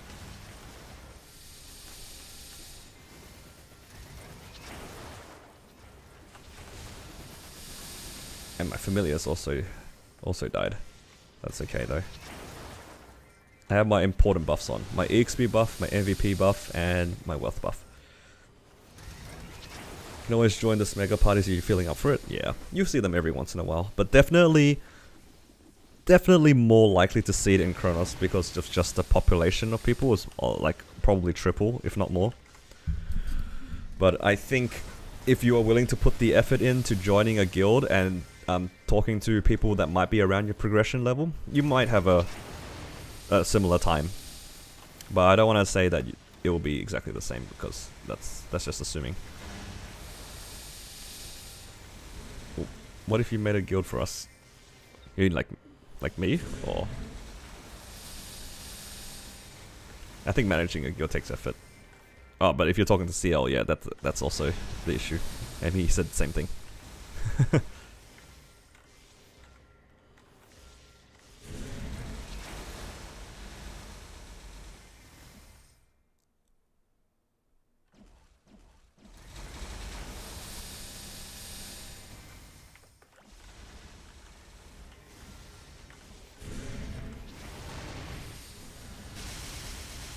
But yeah.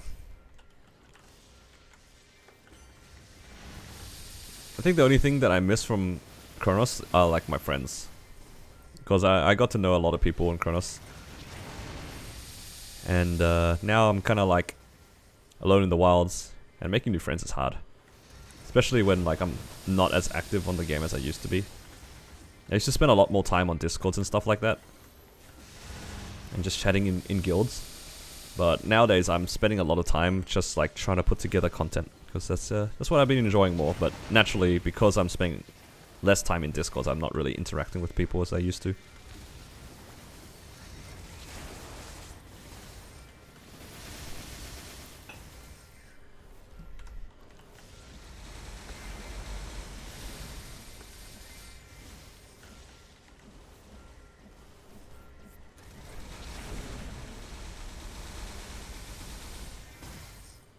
I'm just gonna move my microphone a little bit, hopefully it's not too loud. Just sitting up a bit straighter because my back's starting to feel kind of weird. Hopefully this will help my posture. Yeah, speaking of posture, I think one of the nice things about Twitch that I wish YouTube had were the points.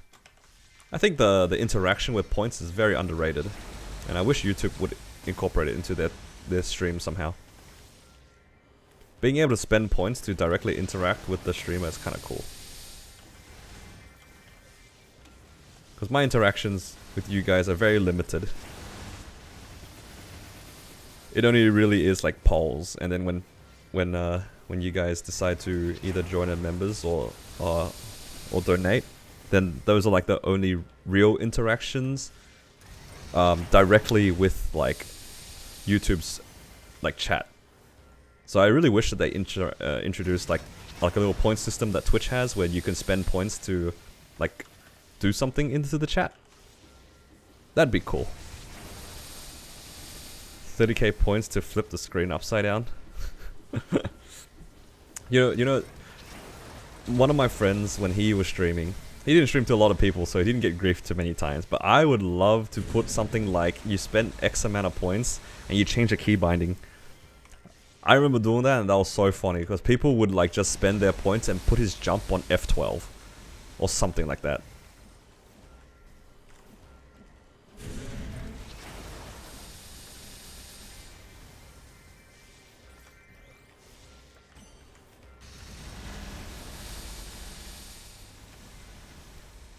Right, you guys want to play a game? I don't know how many people here are like actively listening to me. Well, let's play a game. Let's do something fun, just to spice things up. If any of you guys care enough, if you guys manage to guess which button my summon fam key is on, no, maybe not even guess. You can probably find out through past videos and whatnot. If you can tell me what my summon familiar key is on, I'll let you change one of my key bindings. One of my key bindings. It can be jump, it can be my attack, it can be whichever one. I'll leave it on for the rest of the stream while I grind.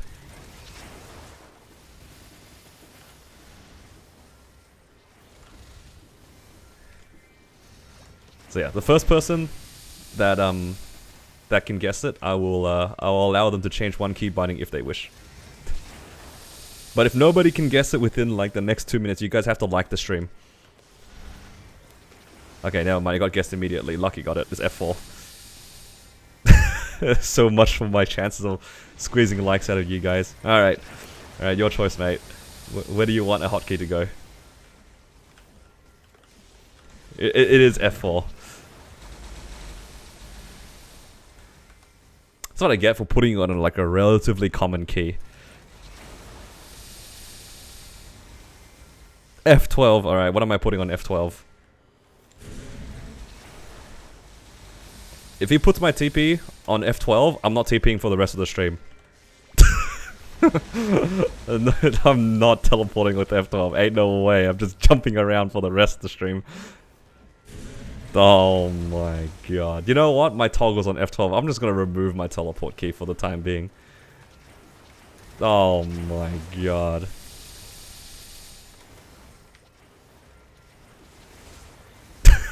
This is so sad. Somebody please fix this.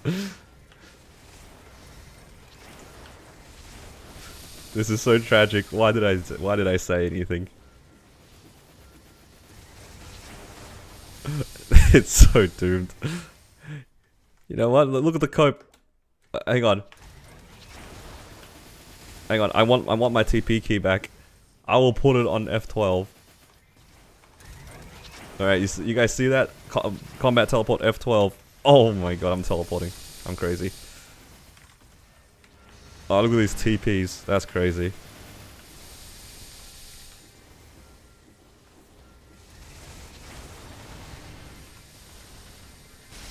I'm doing this fair and square. Look, the TP is on F12, right guys? I'm TPing with F12. I'm doing it. The muscle memory of this is so whack. I wish you guys could see what I'm doing right now to play. You know what? You know what? This is somewhat playable. You know what? Maybe it wasn't as bad as I thought it was. I'm actually teleporting. What are good rates? Who knows what good rates are?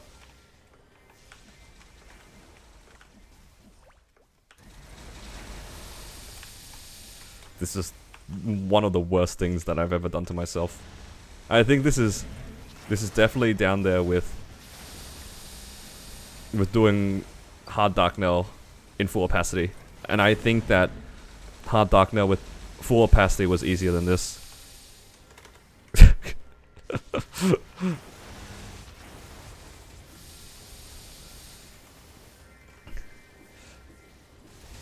I didn't even get 20 likes from this, I know. I just griefed myself for free. Isn't that fun, guys? You can thank Lucky for this one. Attack range for main attack skill is so low for Battle Mage? Yup. It is definitely one of the worst range attacks.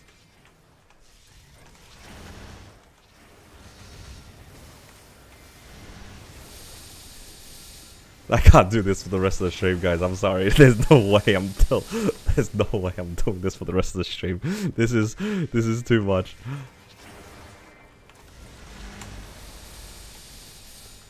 I gotta put this back. You know, but fair is fair. I'll do this for at least 5 minutes. At least my Legion coupon's almost out anyway. Unbelievable. That's what I get for putting my fams on a relatively guessable key. Okay. Alright, No, we can't do this. We can't do this. I cannot. I'm bringing you back where you belong, TP. And I gotta put my toggle back on. Oh my god, we're back. It's fine. Everything's good in the world again. And they teleports back. All is good in the world again. I can move. Oh, I put my fountain in the wrong spot. Everything's not okay.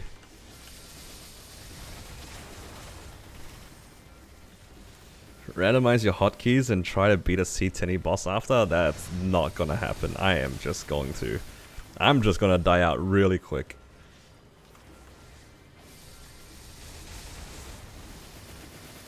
Give us another question? No, I'm scared now.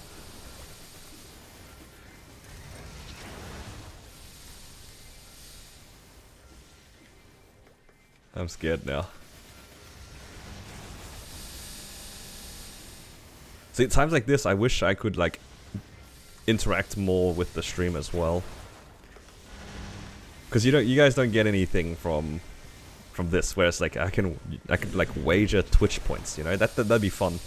That's always fun. When you have the chance to put Twitch points on the line, you always do it. It would be something like, it would just be like polls, but you'd be able to put something on the line. I know for a fact I would love to do something like wager whether or not I'll get a drop. So it's like any drop versus nothing. And then that'd be fun. Because I know a bunch of people are just gonna pick nothing. Ooh, there's an MVP coming up. I'll grab that. It's channel 17 in like 2 minutes.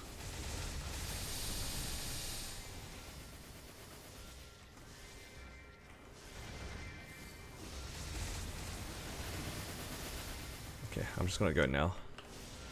Pick up everything. Make sure there's no fragments around. Hopefully. How do I get there again?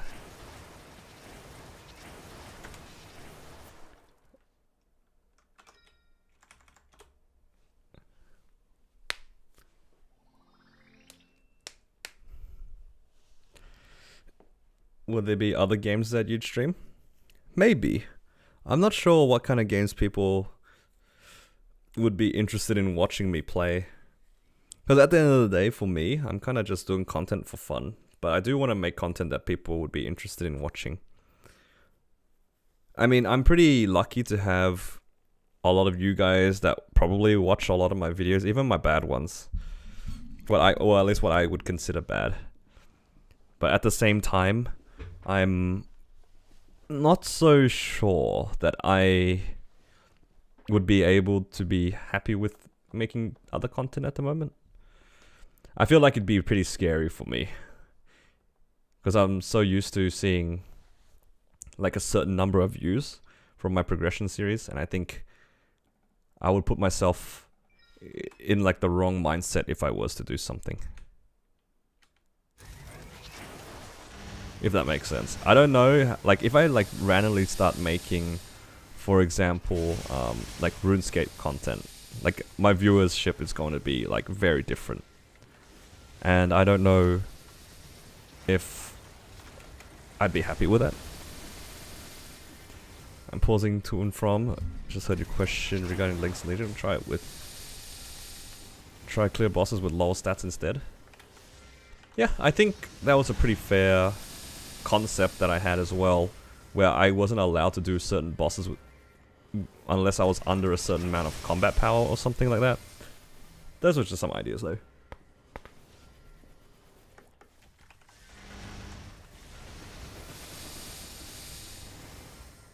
Yeah, there's definitely a lot of ideas around though. I saw BAM main, so I went to follow. Ah, thank you. I'm glad that that's all it took. BAM is a nice class though. I do enjoy this class a lot.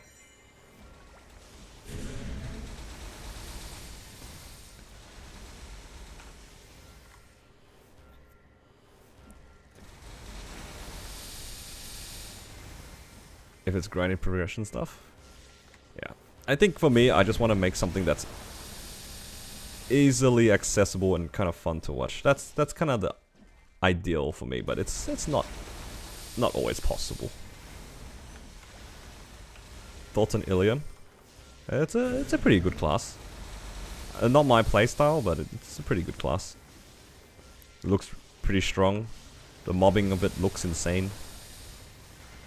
Just not my style, because I don't like micromanaging random resources, or just like randomly managing resources, which is kind of ironic because I'm basically managing like 3 different summons.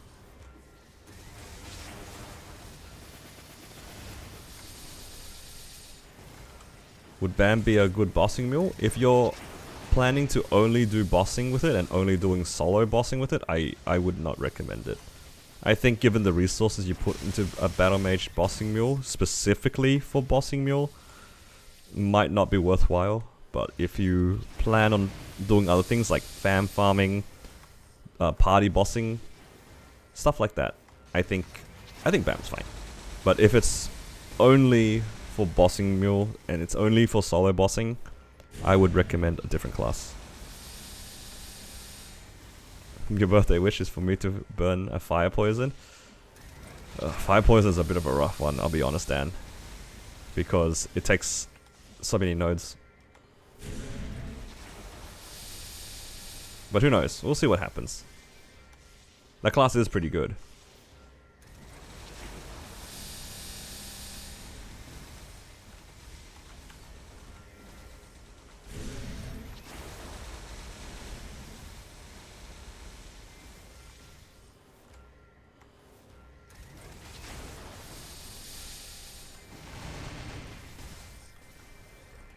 Doesn't FP Origin get nerfed 40%? Yeah, it does.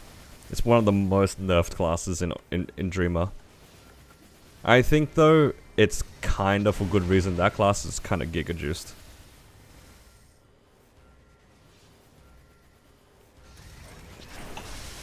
Fire Poison's origin is insane.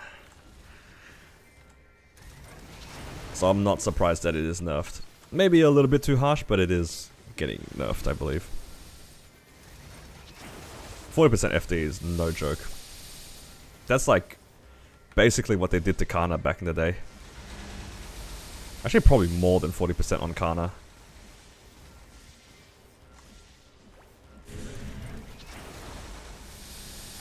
I think even after the nerf, it's still a really good class. It's just the origin that got nerfed. The class itself, I think, is still pretty good, no?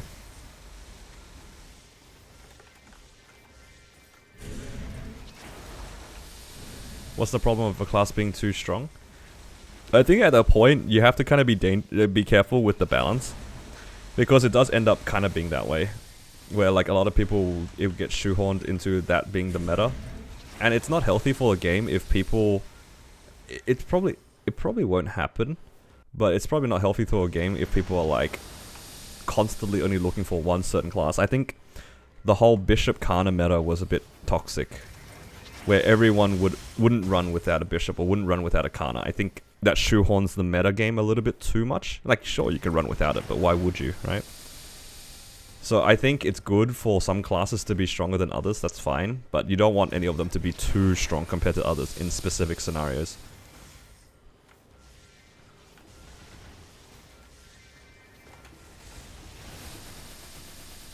Of course, that's like ideal balancing, but I'm not a game developer and I don't know how to balance things.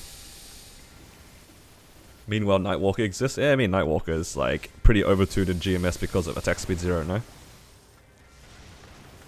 Because I don't think it's that good in KMS, right? Like, Nightwalker? I mean, it's probably strong, but I don't think it's like super broken in KMS. But it's here, it's got attack speed 0, which makes it a lot stronger, right?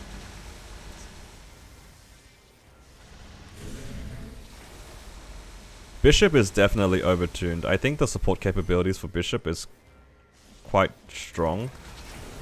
Maybe a little bit too strong. But at the same time, you can argue Bishop being fine being strong because technically speaking, you do have to scale with your int. So you kind of work to being strong. That's what old Kana had. Where it was like the support was too strong and it was like free. All you needed was max domain and then suddenly you were the best support. And that is too easy. The problem with Kana at the time was one thing, its support was the best in the game. It has the best bind. It had one of the easiest support buffs. All you had to do was press 2 buttons basically to get one of the best support buffs in the game.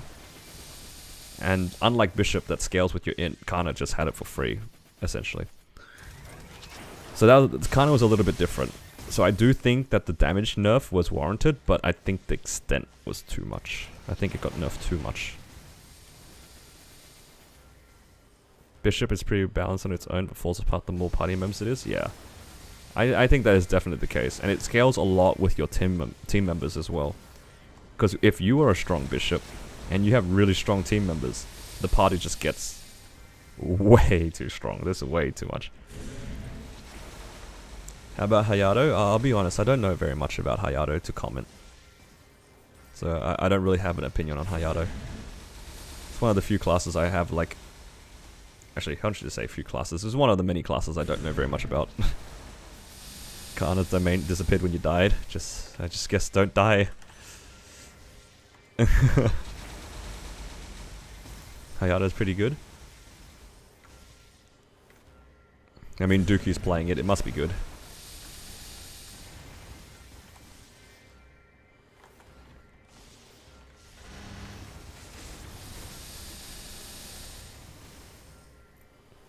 My hope is that Lin will be a good fight for Bishop. I think Lin is a strong support, but in its own right. It has a different reason why it's strong.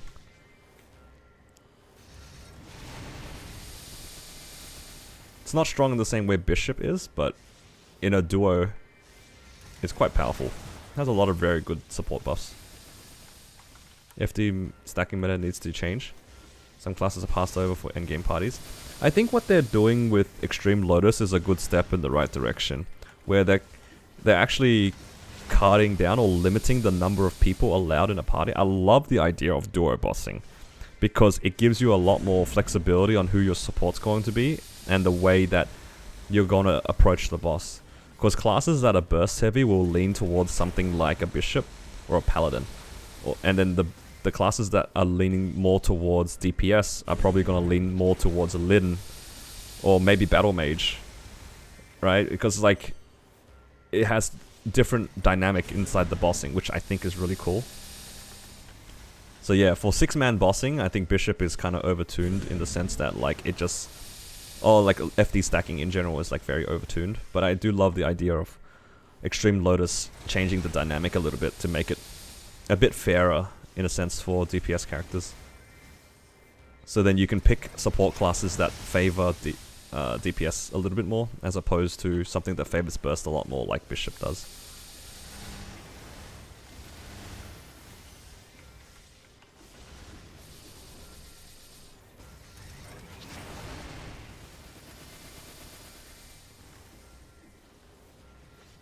And also, I'm just making the assumption that Lin is better in that situation. I could just be wrong, but it looks like Lin is pretty good for DPSing, given it's like got such a shorter cooldown on a lot of its skills.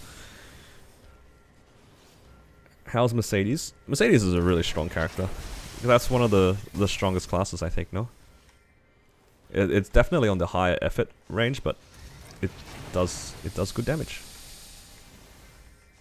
And it just keeps getting buffed because nobody plays Mercedes.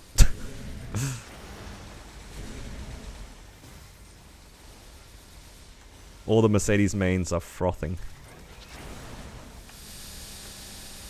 Shades can be a support? I believe so. I don't know too much about Shade. I do know that Shade Split is a thing. And I think that by itself makes it like pretty strong. Shade Split is very good. Although it does grief some classes from what I understand. I remember my Night Lords not being too happy whenever there was a Shade in the party.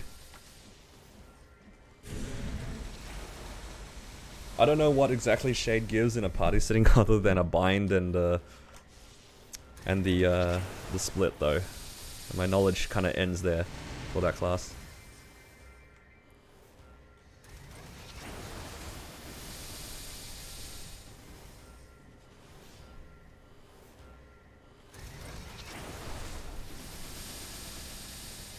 Yeah. Too many options of what classes I would like to play. Too many options, I think. And everybody has their own preferences too, which makes it really difficult for me to find something fun to play and also make a story out of.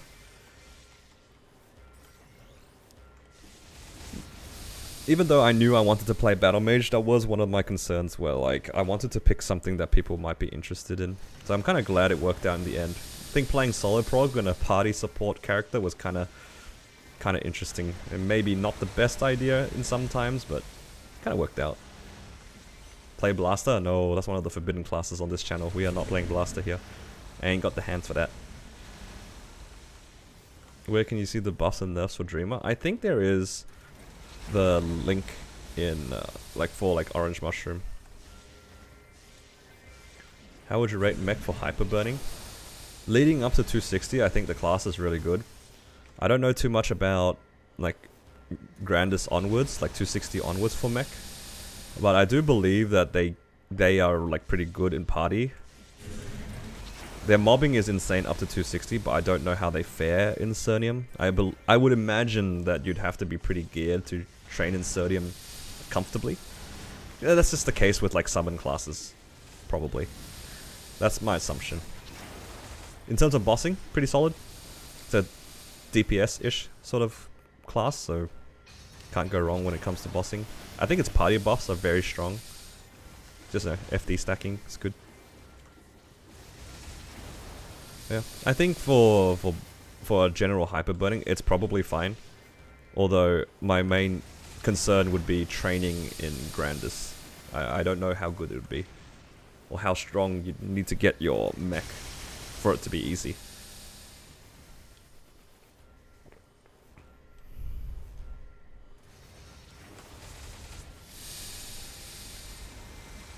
Shade has Soul Split and a debuff, and probably some other things. Yeah. I'm not sure if you're able to send links in my chat, so I'm not. If you Google Orange Mushroom Dreamer, you might be able to find it. It's literally just called Orange Mushroom.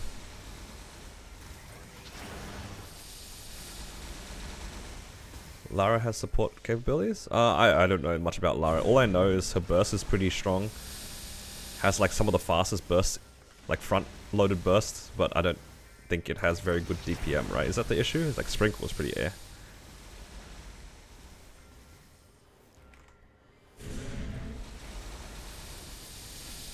Why not play another least popular class? Yeah, we'll just have to see. I do like playing unpopular classes. I don't know if BAM can be considered unpopular, but when I played it, I don't feel like I knew any BAMs.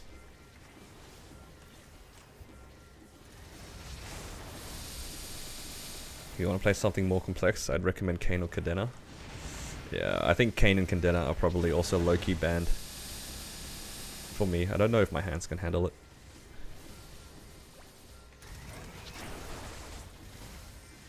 Thought least popular belongs to Blaze Wizard. I don't think it'd be the least popular, but it's definitely down there. The last time I checked, like the popularity, Blaze Wizard was like bottom 5. That's why I played one in Chronos actually.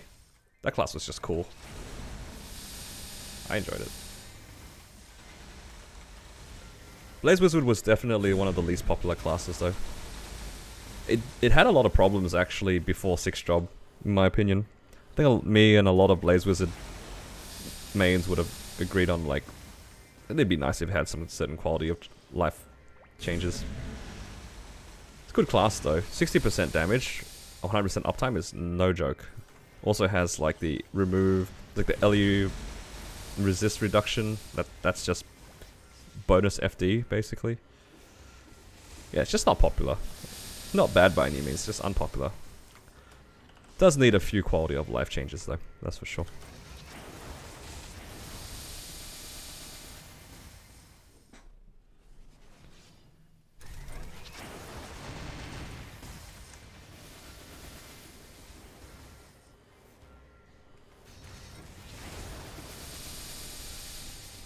But yeah, we'll think about it. There's a lot of options, and I do want to like set myself a challenge with the class. I just need to figure out a way to make it interesting. And not too arbitrary. I want to be able to explore parts of the game that we don't typically see. Things like the Ranmaru set, which a lot of people overlook. I like going to do things like that, where it's not necessarily the best thing to do, but it is an interesting part of the game that might be able to be utilized. And I think that adds a lot to the game. Being able to be excited for new things and finding new reasons to be excited is a lot of fun. Whether or not it's good is another question that I can't answer, but sometimes fun doesn't need to be good. It doesn't need to be efficient, right? And sometimes it's just a good time trying new things and not worrying about the end result. Just the journey is probably worth it a lot of the time. Okay. That's my coupons ended. I'm just running on like a free MVP at the moment. Non-MapleStory question, best charcoal chicken in your opinion? The best charcoal chickens are always the local spots. Like the random hole in the wall spots, they are the best charcoal chicken, and it's not close.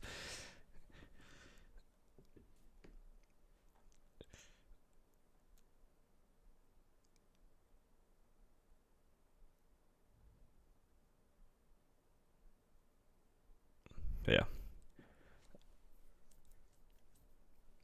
I think for now though, I might have to end my stream just because it's getting late, and I'm pretty happy with the amount of XP I've gotten today. Made some pretty good gains. Look at that, 12%, we'll take it. 3% was probably from Monster Park, right? Or 1.5. So that's a good amount of XP. Did a lot. I'm getting through a lot of these coupons. I'm like 5 left. And I have 4 MVPs, so I just need to catch 1 MVP and we're good. Let's have a look at the Meso. 2 bill. I don't remember how much I started off with. Maybe like 700 mil? Pretty good. I basically made back all the money I spent on my eye patch. Feels pretty good. Ooh, and I must have got a bunch of node stones. That's the best part. 43 node stones. Nice. You look at the stack. 400 node stones, guys. It's a big stack of node stones. I can't wait to put that on my character.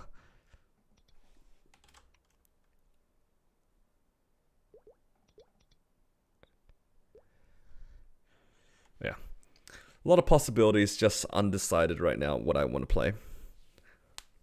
I'm rich. Feels good, man. I want to have a lot of money for the 5, 10, 15 that's coming up in like 2 weeks or something. I do have a few bossing mills that I have to do just yet, so I should be able to hit like 20 bill by the end of the week, hopefully, or like before reset. If I finish my grind and then do my bossing mills, I think I have like, I can do my mechanic, which gives me like 1.5. I can do my marksman, which gives me another like 600, 700. I finished most of my Lin stuff. So yeah, 2 more bossing mills should give me about 2 bill, 2.5 bill. That leaves me at about like 18.5, 19. Then I can grind the last to get to 20 by the end of the week. And then the coupons will reset, and I could do my weeklies again. So there's a lot of stuff. Xenon seems like a rare class. I think it's an uncommon class, but it's a pretty good class. I think it's considered pretty good. Yeah. Let's claim these symbols and then we'll call it, because I'm gonna forget otherwise.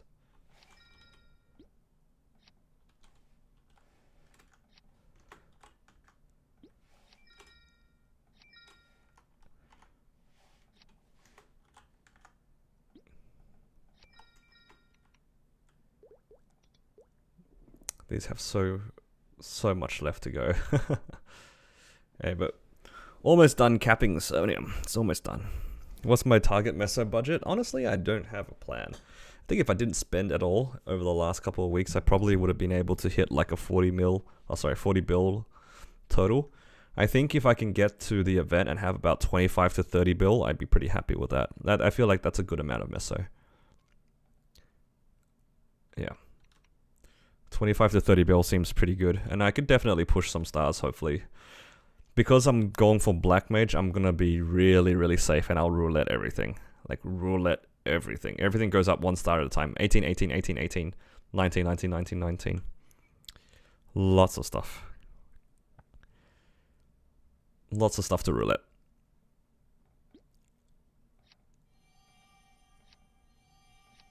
And honestly, the biggest gain are my fragments. Look at that, 73 fragments. Everything that I level up now is just such a gain. Actually, I'm gonna double check what I need to do. I need to get my Crimson Pack to 13 first. That's the goal. I need to get my Origin to 13. And then I can start putting points in other things. But for now, Origin to 13 is the best value for shards by the looks of it. Yeah. But yeah. I think for now, guys, I will probably call it. Thank you all for joining me on my stream, even though it's at a weird hour. I appreciate all of you guys.